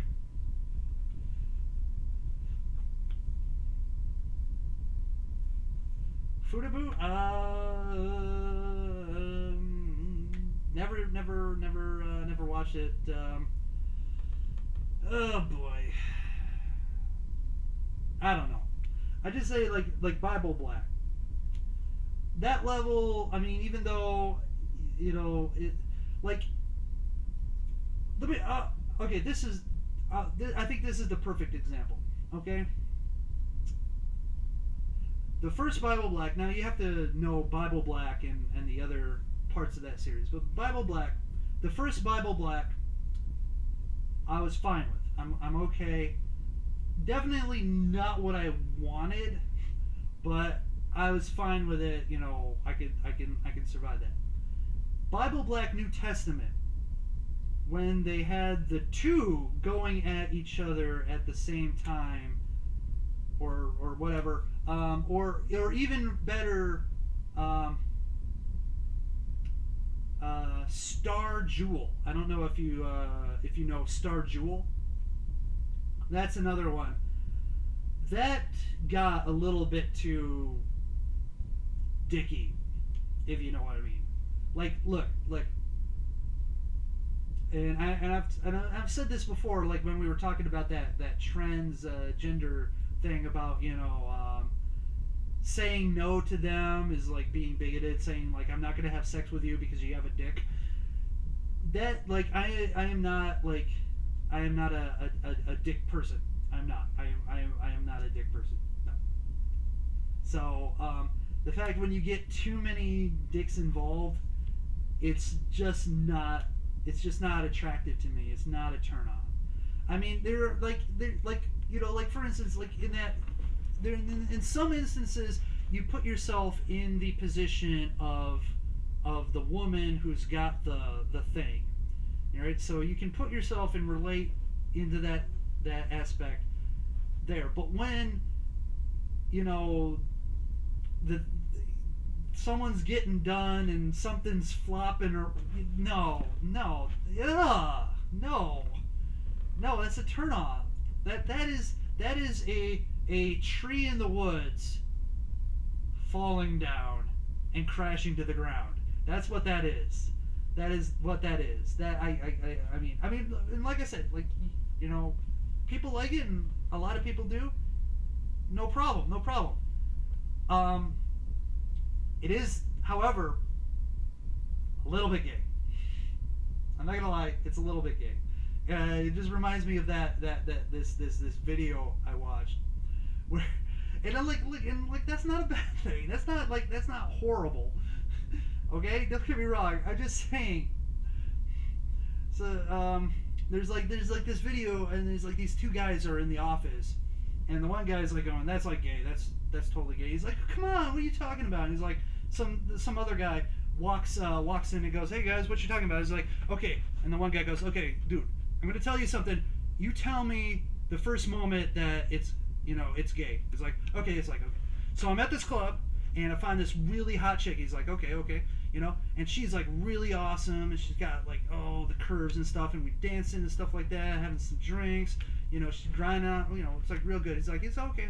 So I get her home. He's like, yeah, and then we just start making out, and we're just like, kissing and hugging and stuff, and the guy's like, yeah. And he goes, and so like, then I'm like fondling her boobs, I'm fondling her breasts and stuff like that, and he's like, yeah, okay, and then I'm like pull, I put my hand up her legs, going up her skirt, I'm like, okay, and it's like, and then I'm like playing with her, I'm playing with her vagina, and it's like a go, and then like I get down there, and then I start like, and I think what he said, he said, then I start playing with her balls, and the guy goes, gay. And he's like, what? And it's like, and I'm like, balls, man, testicles.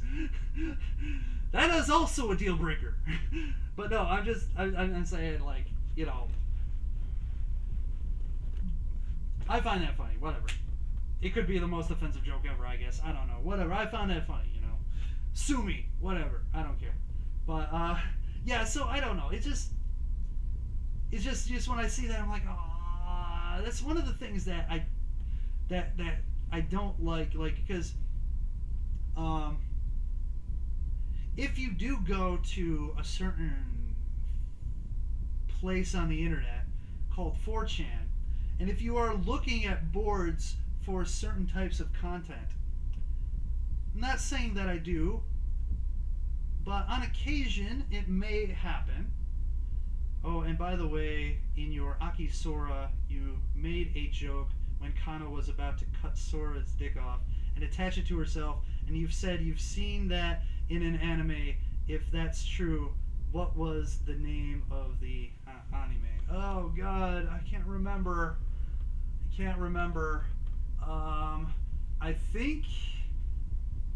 I think it was Urotsukidoji. I think.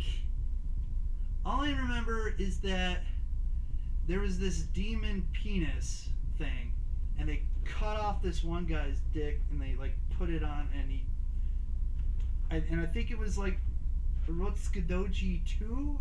I think I don't remember though. It might not be that, but I just know that I've seen that. And he just attached phantom monster demon dick to himself, so and became a monster basically. So that's happened. I can't quite place if it was Urotsukidoji or not. I think it was one of the Urotsukidojis. I just don't know if that is exactly was that, but I have seen something like that.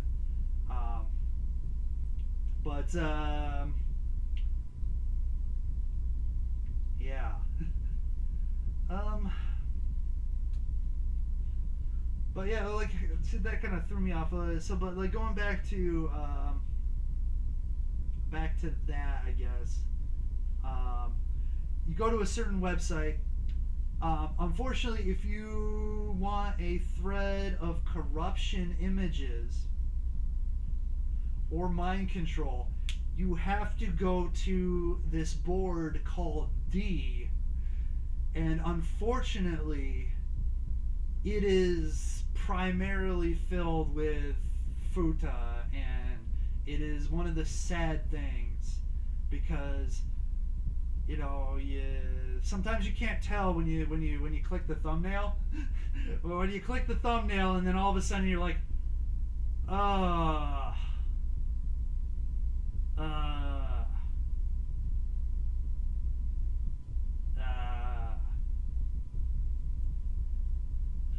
if I remember it, whisper it to me on Twitter. Yeah, if I remember, I don't know. I might have. I mean, that's the thing is, like, I don't know if I'm gonna end up. I mean, I guess I could end up doing some research on it. I mean, I wonder if I could just Google right now anime where cut dick off and replaced it. I wonder if that will actually work. You know what? Grant? We need to do things for science right now. Who's with me? Who's with me for science, right? I mean, there's only 2 people watching. I think I've lost the majority of my... So let's see here. Anime...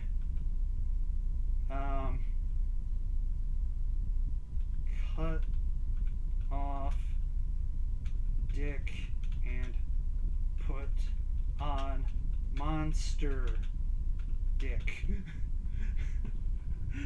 Google.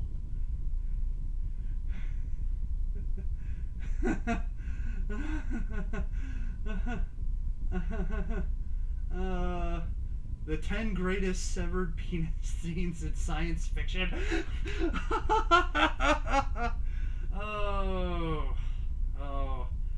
Oh, it did not work the way I wanted it to work. Oh my god, it totally did not work the way I wanted it to work. Holy cow. It completely did not turn out the way I wanted it to. Google, you have failed. You have failed. You have failed. Google, your search algorithm did not work on that one. I mean, there's like a lot of like real stories about people cutting off their own appendages for some reason, and not a lot of... Okay, wait, here we go. The 10 most disturbing scenes in anime history. This might be it.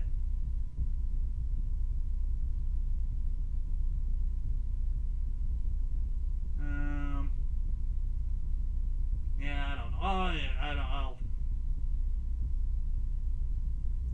Oh my god! Top 10 rules for managing your penis when you're trans. Oh my goodness.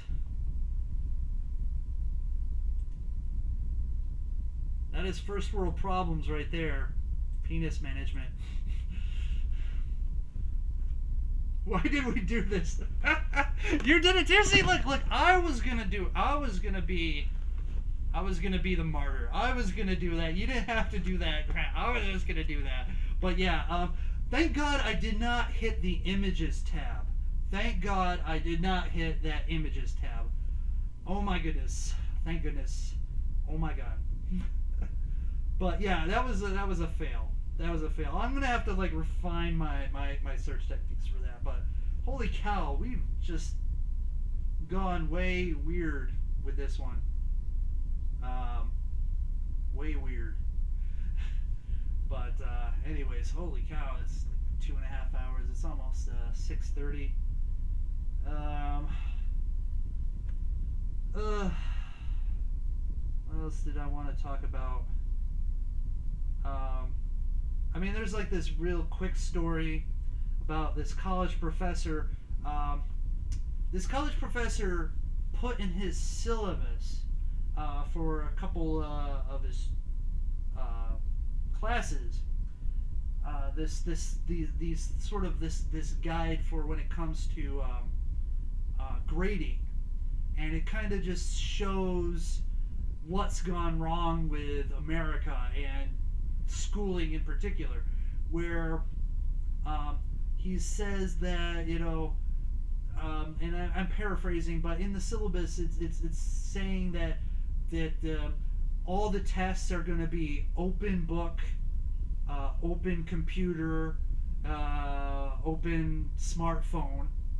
So like when you're taking your test, you can look up the answers, I guess, and that the tests are only going to cover cover the bare minimum of knowledge, but not cover a mastery of the subject. Oh, you heard about this, yes, sir? Yeah, yeah, and if you get a failing grade, or the tests are only going to take half as much time as what are allotted for the regular exams, and that if you had a failing grade or a grade that you did not like, you can talk to the teacher and suggest a grade that you're more comfortable with. I mean, it's stuff like this that just makes me worried about the future, because these people are going to be the ones that are supposed to be running the country and running the world and running all the businesses and everything, and they're basically not going to be learning anything because this teacher is just basically automatic Aing people, and then he's like,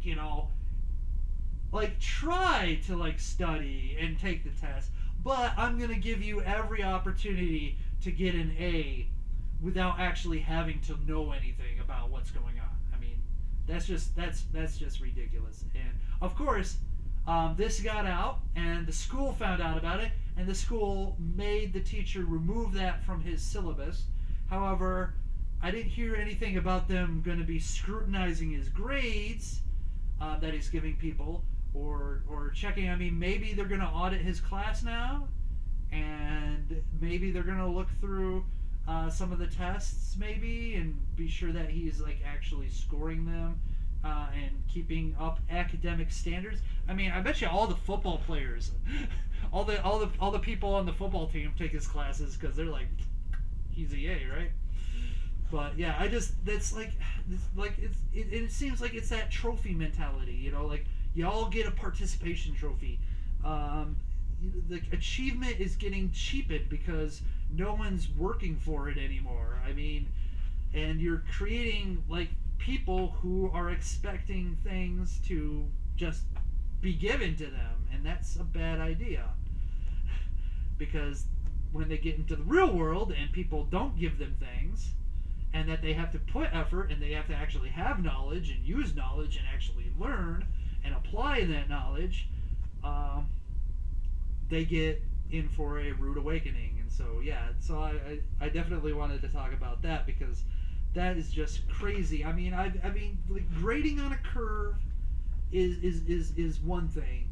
Having retests being able to be taken is another thing, and I think those things are fine because perhaps the test was unreasonable, and so grading on a curve may be better. Maybe the teacher realized that they didn't do a good enough job having the people grasping the subject, and then of course having retests is an opportunity for a student to go back, double their efforts, try to learn the material, and take a test and get a better grade. I think those are fine, but when you just start, saying everything's going to be open book and open computer, I mean, yeah, in a way, that's not the worst of it. I mean, in a way, when you're in real life usually is open computer, open smartphone, open book, because when you have doubts on your job, you're going to consult, and you're going to consult to make sure you get it right, and so I can see that. I can see that being fine, because that's more realistic. But the fact that the bare minimum, not teaching mastery, and also not what do you call it? See, I think I lost my oh my god, kid.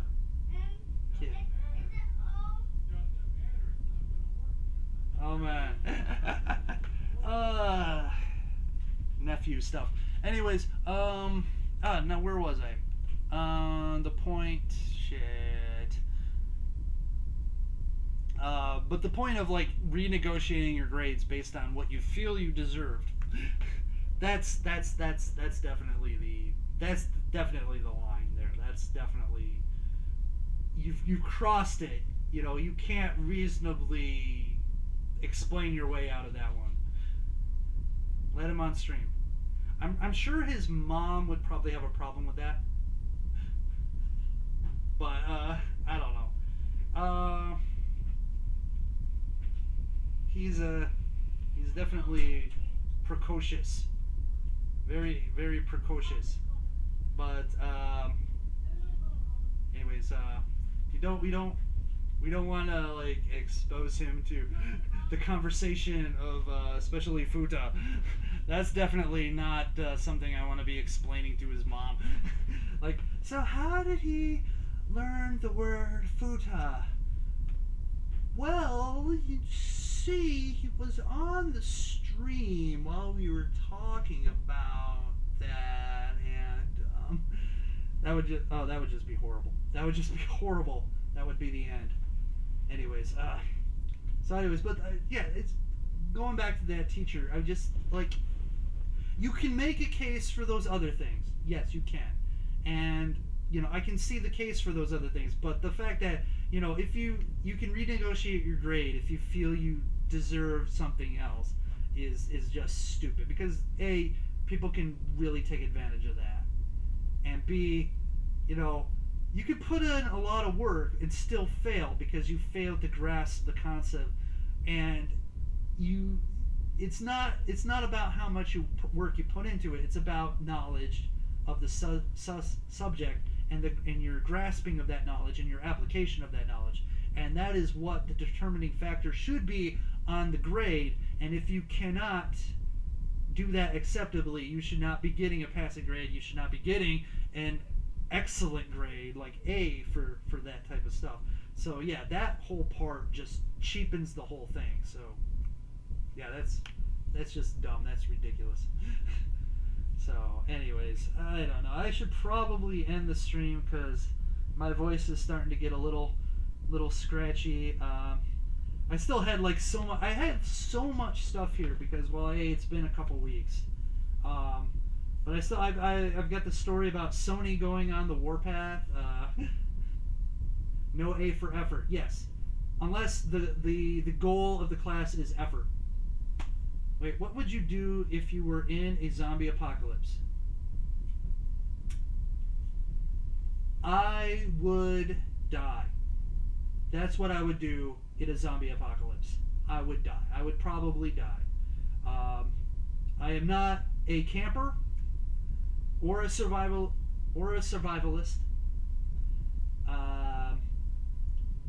I would probably die. I would probably die within like the first month. It's the fact I'd probably get an injury, probably get an infection, and I would probably die.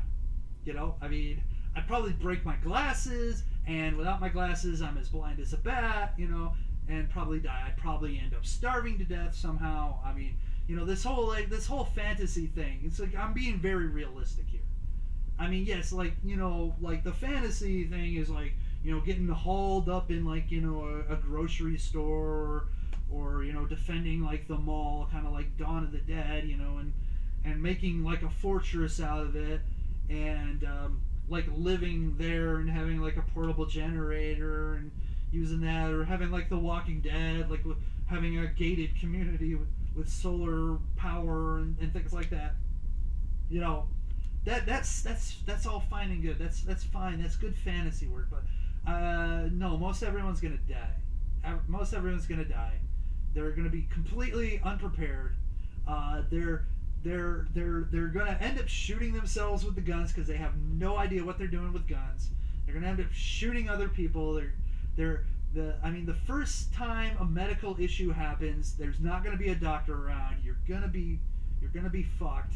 I mean, I hate to be such a downer about it, but yeah, I mean, you're just gonna be screwed. I mean, the lucky ones are gonna be the ones that die early, because if you happen to scratch and claw your way out of like the first month or two and get to some place relatively safe, I mean, what is life then? I mean, like, try to restart society? I don't know if that's even possible, because there's gonna always be this zombie threat thing, or be a cannibal.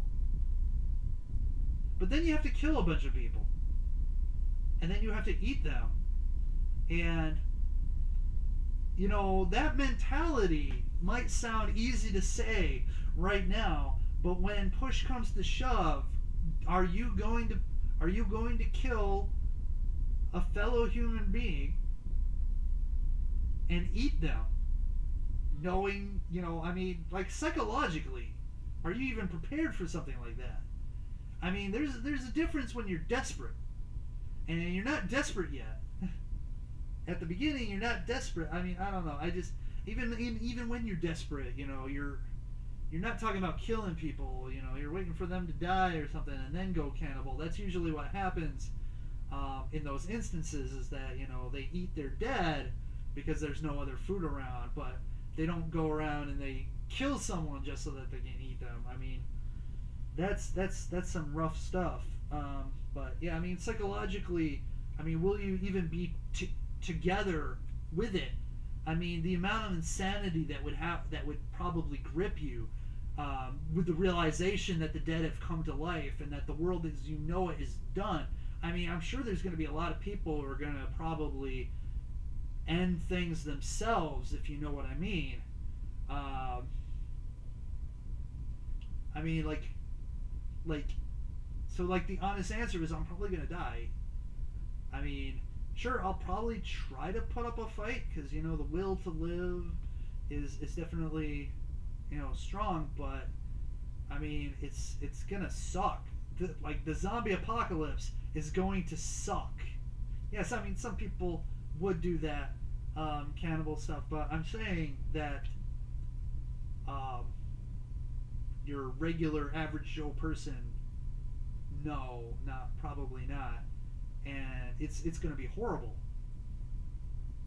And you know, what was it? What I heard is like gas can only be stored for so long before it turns into like jelly and whatever. And so there's going to be a point in time when you can't use cars anymore because all the gas that's available will be unusable, and then you won't be able to use generators that are gas powered, so that sort of thing. I mean, yeah, you probably do things with solar cells and stuff like that, but it's going to be really difficult to do anything and survive for a long period of time and have any kind of like real type of life. I mean literally, you know, when you watch The Walking Dead, people kind of become monsters in that, and honestly, that's probably what will happen, is because, you know, life will be so desperate at that point that you see another bunch of survivors. It's going to be, you know, it's probably going to end up being the ones who live through that long are going to be the ones who off people the minute they see them and steal all their stuff, because it's like, you know, people say strength in numbers, but it's easier to protect oneself if you're in a smaller group, in that type of situation probably. And you know, it's gonna be tough. It's gonna be rough on the women too. I tell you what, it's gonna be totally rough on the women. I definitely would not want to be a woman in the zombie apocalypse. Oh yeah, or eat them. But, you know, I mean, that's the thing, is like, hashtag them. I know, I got it. I got it, yes, I know. I got what you said the first time. I'm not gonna go all grammar Nazi. I'll lose my job at CNN if I did that. Anyways, man, I don't know, but I guess like hypothetically speaking, yes, I would. My friends and I would try to get to places where there are guns, and it all circles back to the beginning of the stream. Well, everything does, I guess, in life. All life is cyclical, right? But no, we'd probably try to get to a place where there's going to be a bunch of guns. You know, basically, I mean, it's going to be riots. because everyone's going to be trying to get. Everyone's going to be trying to do the same thing. Everyone's going to be trying to get the guns. Everyone's going to be trying to get the food. Everyone's going to have like these ideas based on the movies and the television shows. But you know, really, it's just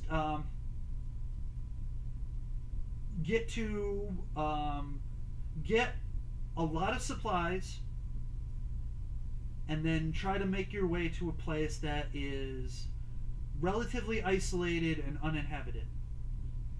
So, like, one of the best places would be like an island, unless the zombies can swim. That's the only, like, you know, I mean, like, the best thing is like to find someone who can fly like a helicopter, and then find like a nice tropical island that is in the middle of the ocean, that had nobody living on there beforehand, but you have the ability to use your supplies to set up, you know, some sort of like, you know, farming or whatnot, so that you can actually eat and survive, and then just live the rest of your days there. And then you don't have to worry about zombie people coming to you, but you may, while you're swimming, might have to worry about zombie sharks. I don't know. But then you gotta worry about regular sharks too, so. But yeah, I guess that's probably what the plan. A cave, I don't know if a cave would work. Cause ventilation reasons. You have to have a fire, you have to have heat. And it gets cold at night, and you want light.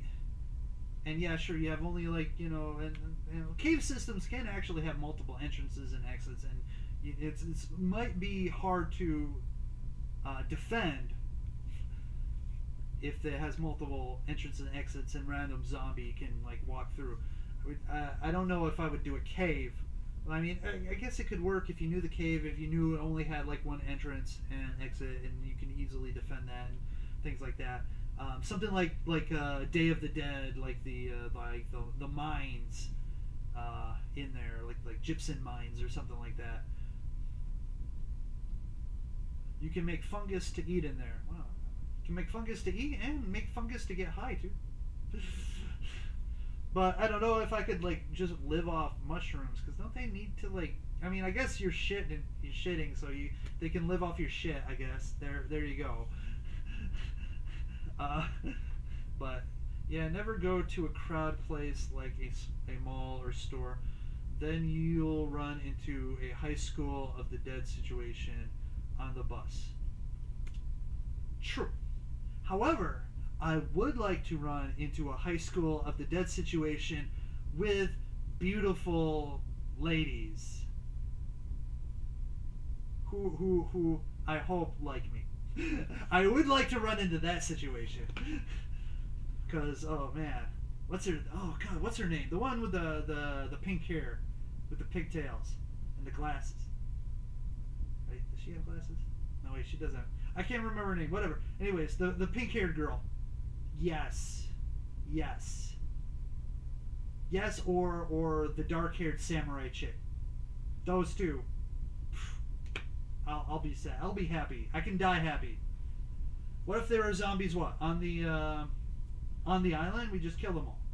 That's what we get the supplies, and the supplies are going to be guns, and we're going to use the guns to facilitate our escape, and to facilitate us getting. So like, you know, we can hit the small island. We can survey it. We can go through it and kill all the zombies. I mean, there's a risk you're going to take. There's going to be zombies. The reason why I want island. What? The girls? What if the girls are zombies? No. That would be bad. That would be bad, because I mean, unless we've got like a Sankareya type situation.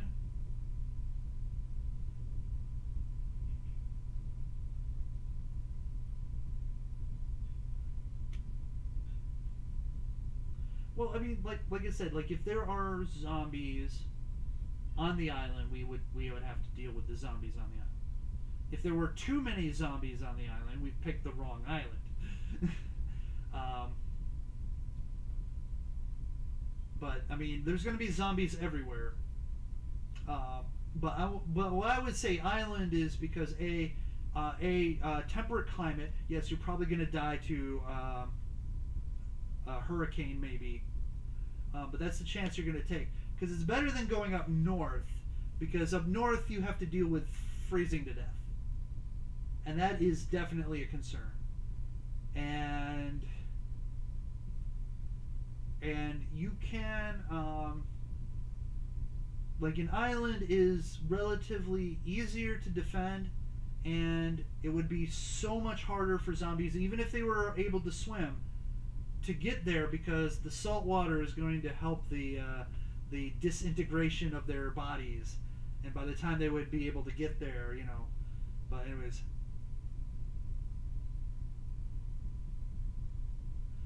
You would totally be the nerd kid who's the gun badass. I don't know. It's been a while since I've fired some firearms. I mean, I've got technique. I know what to do with a gun. I just don't. I'm like out of practice when it comes to actual aim and things like that.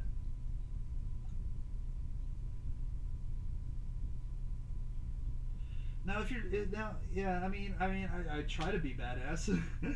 I guess I don't know, but it would suck. I would definitely be a mental wreck because you know your whole world is collapsing. I don't see how anyone, you know, gonna deal with that. But yeah, if the girls were zombies, like if the girls were zombies, that would suck because there's no relationships with dead girls. I am not necro. I'm sorry. I am not necro, unless like it was a Sankareya type of thing. Sankareya is an anime and a manga series that this guy gets into a relationship with a girl and she dies, but he brings her back to life, but she becomes a zombie. But she's not like, you know, like brain dead zombie. She can talk and, you know. So like in that situation, you know, like, or, you know, like iZombie, like that TV show. Or maybe like, was it the Santa Clarita Diet? Or what was it? That one on Netflix? I mean, if she had a mind... But, I mean, the rotting body thing is definitely a deal breaker in a way. I don't know. It would be sad if there were zombie girls. I mean, I can't... Like, zombie strippers, no, I can't. No. I can't... Plus, you know, you get infected. You'd get infected. I mean, you couldn't kiss her. You couldn't trust her to. You couldn't trust her to not. You know, like was it Return of the Living Dead Part 3? That chick was hot, but she was a zombie. And it's like, oh, it's such a you're so torn. And I don't know. Like in a real life situation, I don't know. I couldn't deal with that. I couldn't. I don't know. There's some interesting questions there, though. But I don't know what I could do. What I could do with that. How I could deal with that. But that is definitely. That is some craziness right there. Zombies, like any zombie stripper, has got to be from hell. I mean, seriously. By the way, that movie was awful. That movie was awful. I'm sorry, but it was. And I'm like a guy who doesn't mind bad movies for the most part. Some of the movies that I like are just, you know, not that great, I guess, if you looked at it from an objective movie making aspect. But man, that was just atrocious. Oh man, it's almost been 3 hours. 3 hours. It's like I've been making up for lost time there. What else was I, you know, Sony going on the warpath because someone basically cracked their VPK for the PlayStation 4.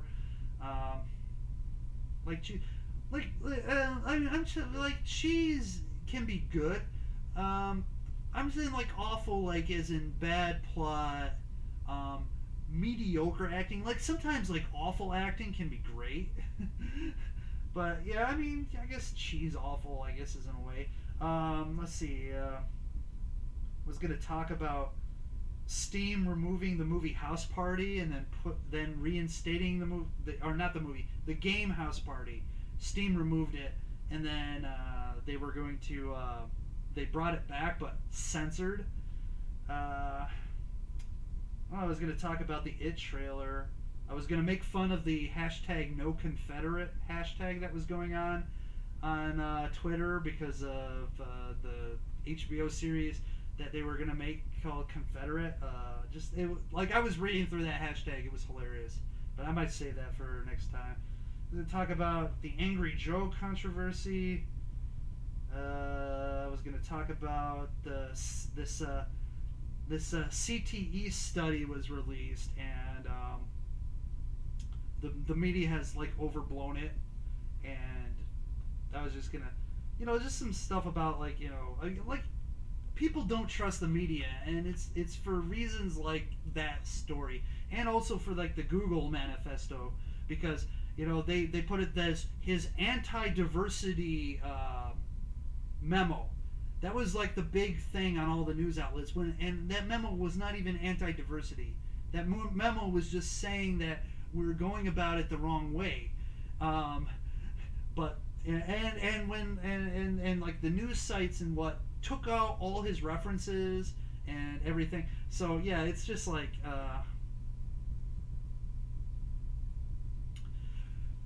what would you do if Gyo Ugomeku Bukimi was real? I am not familiar with that. Maybe I should do a quick search here.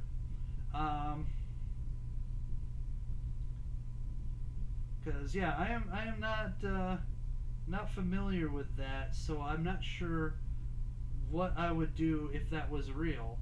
But if any anime became real, it would probably be fucked up. like literally, like you just take random anime. I mean, I guess Lucky Star might not be that fucked up, but like you made Evangelion real.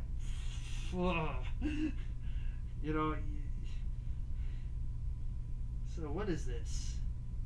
A horror seinen manga written and illustrated by Juni Ito, appearing as a serial in the weekly manga magazine Big Comic Spirits.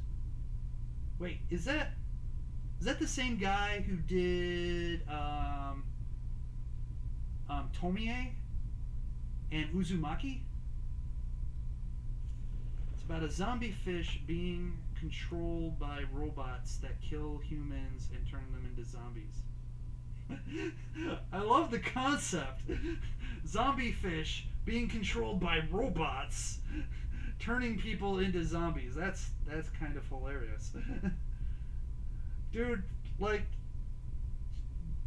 would just game over myself. I don't know. That's just fucked up.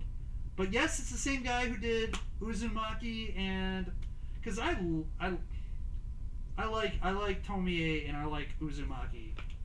I like those.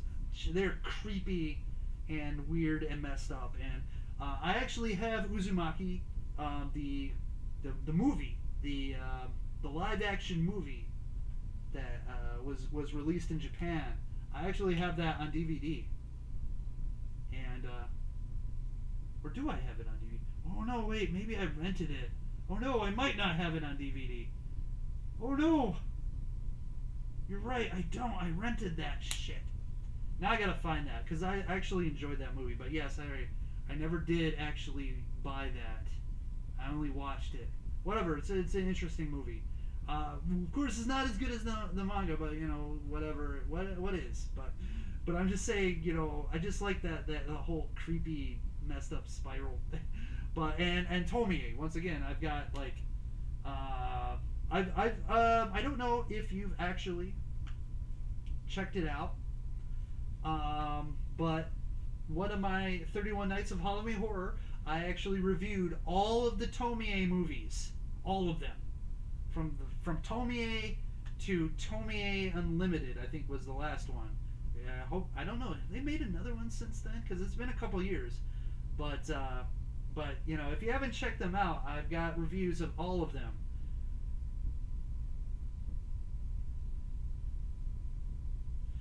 So, what happens to you if the zombie robots fish bite you is not good. Well, I mean, you're getting killed or turned into a zombie. I mean, those aren't good either. But is it like virus?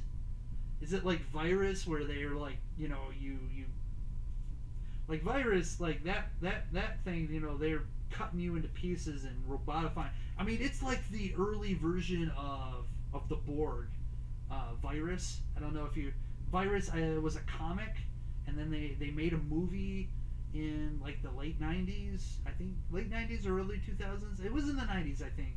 And it had Jamie Lee Curtis and Donald Sutherland in it, and that was some fucked up shit, man. But I mean, so what? Like painful mutation type stuff. What happens? What happens, Jim? Tell me what happens. I'm not gonna read the damn manga. I want to know right now. Tell me. Tell me. No, I'm probably gonna like look into the manga now because it sounds interesting. But like what happens? I mean, is it horrible, painful mutations first? Is it like you know, just like horrible transformation, like From Beyond, like the movie From Beyond, or things like that, or what the hell was that other movie? Yes, a virus that make you want to go to the robots to put pipes in your butt.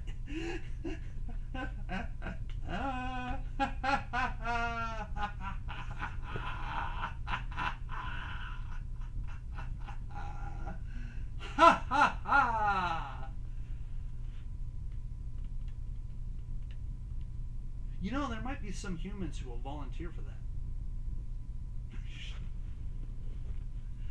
Oh man, why is the first thing I think of is that scene from Euphoria with the human circle centipede thing? Oh god, horrible. Oh no, out of my mind. Get it out of my mind. Get it out, out of my mind. Holy crap. I swear, if YouTube... Well, I would assume it's painful. Yes, I would assume that's painful. Oh god. Oh god, man, I wish so bad that YouTube wasn't pipe up its ass about its community guidelines on like sexual stuff. Cause I could make a video a week in my That's Fucked Up series just going into some of the hentai out there.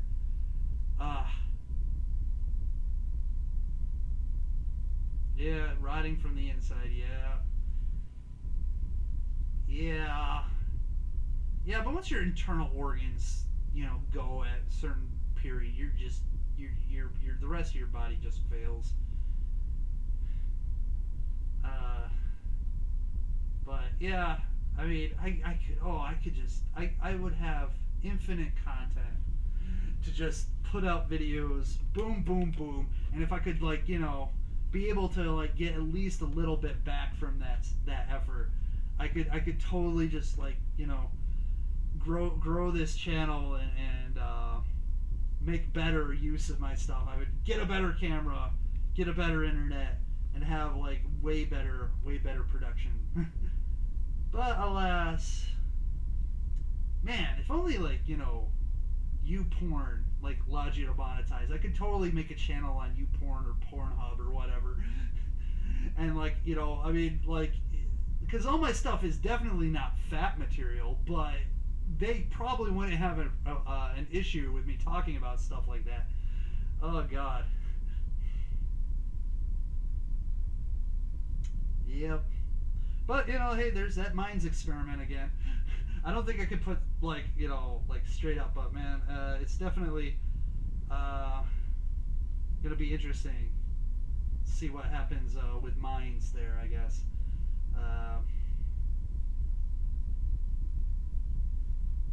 See, it would be awesome, and you would recommend hentai for me, and I would probably go, I've seen that.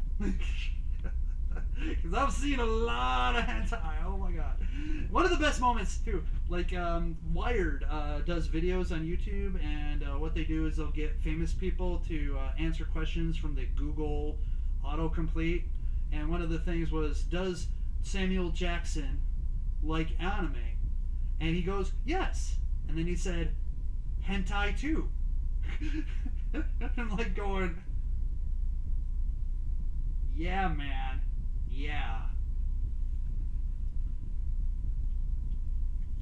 You know, I once watched a couple hentai with a girl, and she thought it was ridiculous, and she thought some of it was horrible. Yes, I didn't hear about Futubu. No, actually, I've heard of it, but I have not, like, you know, I've actually heard of it, but I haven't really, you know, like, dived into and looked up what it's all about. You know, I mean, I've that is not the first time I've heard that, but yes, I mean, it's definitely not one that I've seen. Definitely, but yeah, I mean, she didn't mind it. She didn't mind it. She thought some of it was horrible. But you know, it was cool that, you know, I swear she, like, and the thing was, like, she saw that I had some hentai, and she goes, what is it? And I said, like, it's hentai, you know, it's Japanese. And she's like, oh, well, I want to see what it's like. And I'm like going, okay, yeah. What would you do if giant plants were eating people?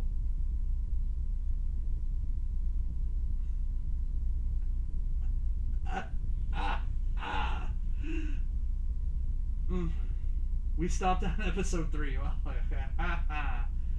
Yeah, Euphoria is definitely messed up. That is true. But oh, giant plants eating people. Gee whiz.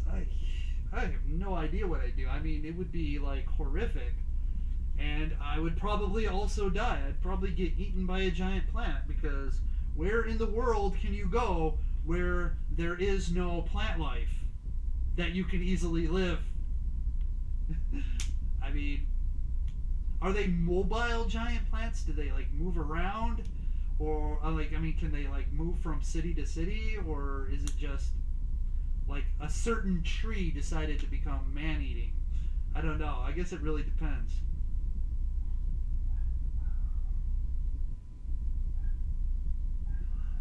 Oh, if they're moving around, yeah, I mean, I don't know what you could do. I don't know what you could do.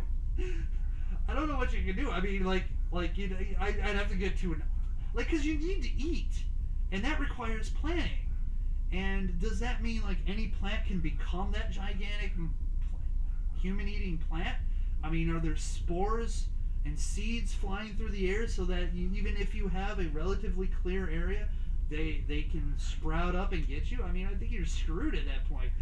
I think it's game over. I mean, you know, like, again, like, try to find an island, because maybe the plants can't swim. I mean, I guess they could driftwood, and hopefully the currents don't get them towards you. But I think that's like a worse situation than the zombie apocalypse. I mean, like, I don't know. That would just I mean, I guess they'd have to go straight carnivore and nuke all the plants in all the world. I guess, I don't know. I guess, you know, just flash fire, burn everything to the ground. But I just don't know how. I just don't know how you live. I don't know how you, like, I mean, like, I don't know. It just seems like, I guess it really depends. Like, if it's just certain plants. But see, spores, yeah, see, you would have to figure out a way to eliminate all the plants and all their spores, and or figure out some sort of, I mean, I guess in a way it could be a lot more manageable than the zombie holocaust, because the plants aren't turning people into those things. Speaking of which, though, now that it reminded me, like, I had this friend at work at one time, and he absolutely hated spiders. He absolutely, positively hated spiders. I mean, he like definitely ill. Like that was his thing, you know. Like even he had fake plastic spiders. He's like, oh. So like we just one of my friends and I we were trying to like really get him to like just get freaked out. So we came up with this idea of zombie spiders. And it's like the spiders would bite you and it would turn you into a zombie, but also you become a spider, like other legs start coming out of you. And so the human zombies would eventually turn into giant spiders, but they were zombies. And we were and that was just like, he was just like, but we also like doubled down as like, yeah, and like while you're transforming into like the spider, you will go up to people so that you can to try to to bite them, to turn them into zombies. You would be like, no, join us, it's fun being a spider, come join us. And he's just like and I'm like going, God, that is like the awesomest idea for a movie. If only I could get someone to pay me like $10 million to try to make it. I'd probably take more money than that to do a decent job. But man, that's like a sci-fi type of movie. Like, internet people, you hear me? Spider zombies. We've got to make this happen. As a viewer request, could you do the hentai review thing on porn? Wait, is that Pornhub or what? Is that supposed to be Pornhub, or is that Pornhop? I think you were saying Pornhub. I don't know, or I don't know what site. Zombie spider Nazis. Yeah, but then I couldn't play it in Germany. Then we're going a little bit more crazy with the Nazi thing. I don't know. Just the idea of zombie spiders. But yeah, I mean, you can Nazify it. So you said yes. So Pornhub. I mean, I could, but I just don't know if it's worth the effort, to be honest. Because, well, now I'm associating myself with pornography, as if I didn't do it enough as it is. But, I mean, like, I don't know, like, how that actually grows my audience or helps me in the channel or anything of what I'm trying to do with online videos. I mean, I could just do it for the fun of it, but it's a lot of work. And I just don't know about like how really, like, I don't know. It's weird. It's weird.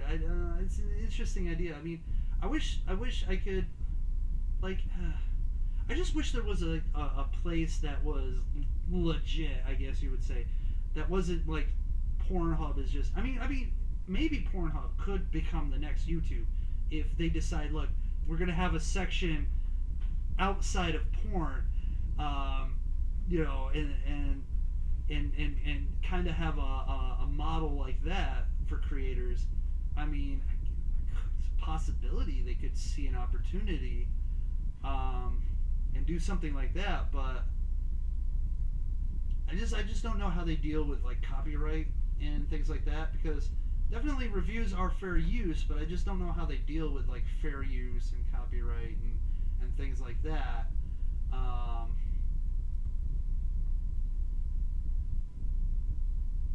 just trying to say if I mean, it'd definitely be fun. I mean, I was throwing around an idea called what was it? What was that thing? Like, I don't know. It was like I was going to review like hentai, but the first part of the review was basically me reviewing it like it was just like a serious show or movie. And then, yeah, I was like, who would have thought? That was what was going to be the name. Who would have thought? Episode 1. So I was going to like do something like Bible Black, because Bible Black has a very interesting storyline. I was just going to talk about the storyline and like not even mention the porn thing. And then at the end, I'm like, oh yeah, by the way, Bible Black is hardcore porn with a whole bunch of rape and sex and stuff like that. Who would have thought? and would have gone and done things like that, where, you know, I'd skirt around the issue by not talking about the actual sex and nudity in there. I don't know. I mean, but yeah, it's just, I mean, the thing about like doing like with different sites and stuff, it's just tough. Like, you know, people say like, you know, you should upload Dailymotion. Like, Dailymotion is such a horrible place. I don't like them that much. I mean, it's like my antivirus doesn't like Dailymotion either. And it's yeah, I want to try to do something with the channel and my videos, and try to, you know, make something out of it, you know, because I do enjoy doing it. And if I could find a way to make it, you know, more career-ish, I would love to do that. And so, you know, things that I'm doing like right now are just trying to, like, you know, get out there and make a name for myself. And like these streams here are more just me like liking to talk about stuff and talking to you guys, because it's fun talking to you guys, because you guys come up with some good things, like, you know, asking about what would you do during the zombie apocalypse, or the plant monster, you know, human eating plant monster thing. So, you know, that stuff is great and that stuff is awesome. I mean, I wish there was a site that just allowed you to do a lot of stuff. And, you know, if it's inappropriate and needs to be age restricted, it is age restricted, but it's not like it's the end of your you know, it's not like the red, you know, it's not like the scarlet letter on your video, you know, that, you know, you could still get advertisers on that. I mean, you know, Kitty by Media Blasters, they need advertising too, right? I mean, you know, there are some people who want to advertise on adult-ish content. So, I mean, what would you do if some crazy, ugly woman with superpowers was trying to rape you and make children with you? Would you let it happen? I mean, I guess it depends on the superpower, but I'd probably end up getting raped. I mean, if her superpower was like super speed, I mean, how am I getting away? I mean, that's the thing. And see, this is the thing that women don't understand about the D. Okay? You know, yes, a lot of it's psychological. You know, psychologically you can, you know, get it up there. But sometimes all it needs is to be rubbed the right way, and it's good to go, whether you want it or not.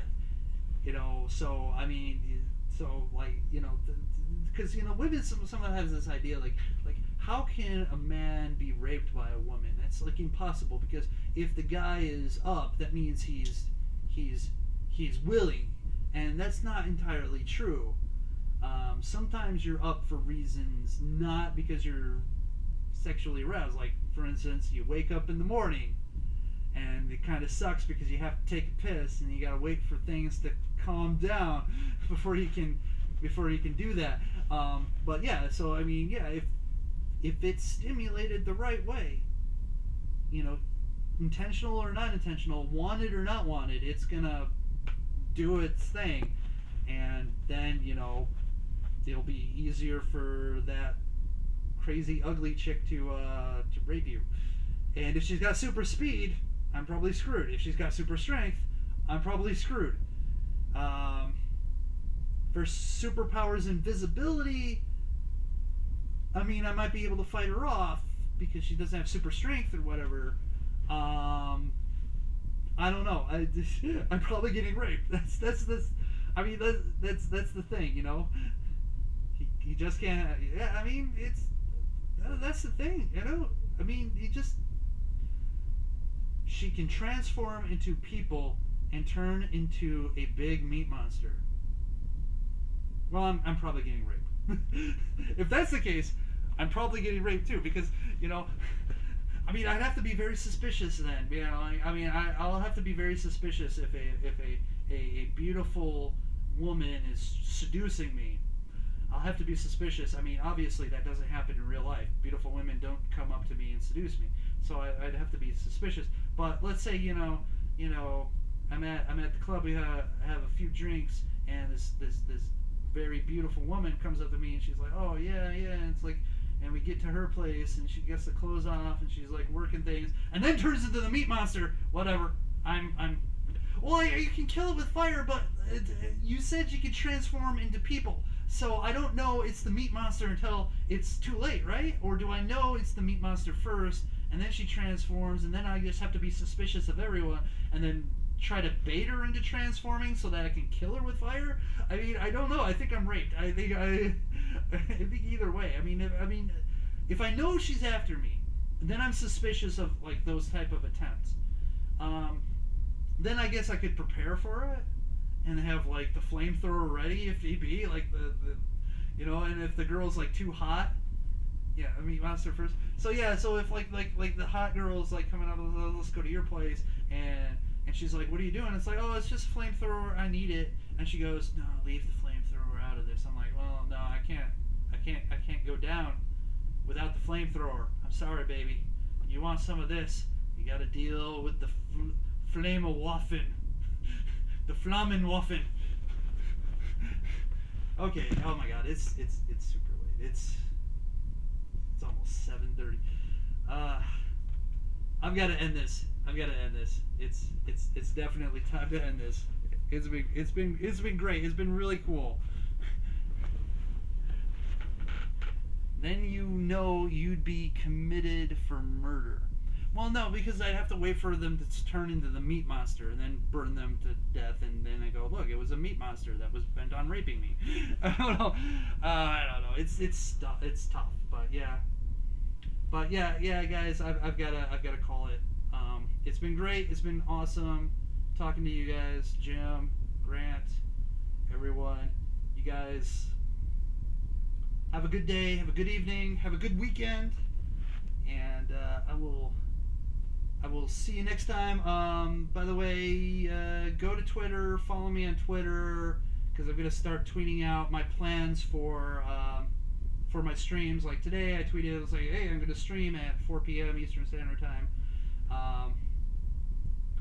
And so if there's anything that will come up that will prevent me from streaming, I will also be able to tweet that out. Say, hey, I'm not gonna stream tonight, or my stream's gonna be delayed, or whatever. Anyway, so that way there's more communication, so you don't end up going, hey, I wonder, Zankoku's not streaming today? I don't know, what's going on, you know? That way I can say, hey, you know, something come up, I can't stream today, or oh, I'm streaming today, or if I'm going to stream on a different day, I don't know. Anyways, a little bit easier way to communicate. Plus, you can submit your suggestions for topics by tweeting them at me. So anyways, so that's my Twitter address is in my channel. On my channel, you go to my channel on YouTube. It's got like a Twitter link. It also has a Minds link. Has the link to my Minds channel, so you can watch the uncensored Kiss XS video, and you can also watch the banned Akisora videos. Two of them, two banned Akisora videos on there on my channel there on Minds. And yeah, that's it. Thank you guys so much. Have a great day, have a great weekend, have a great evening, and I will talk to you later. Alrighty.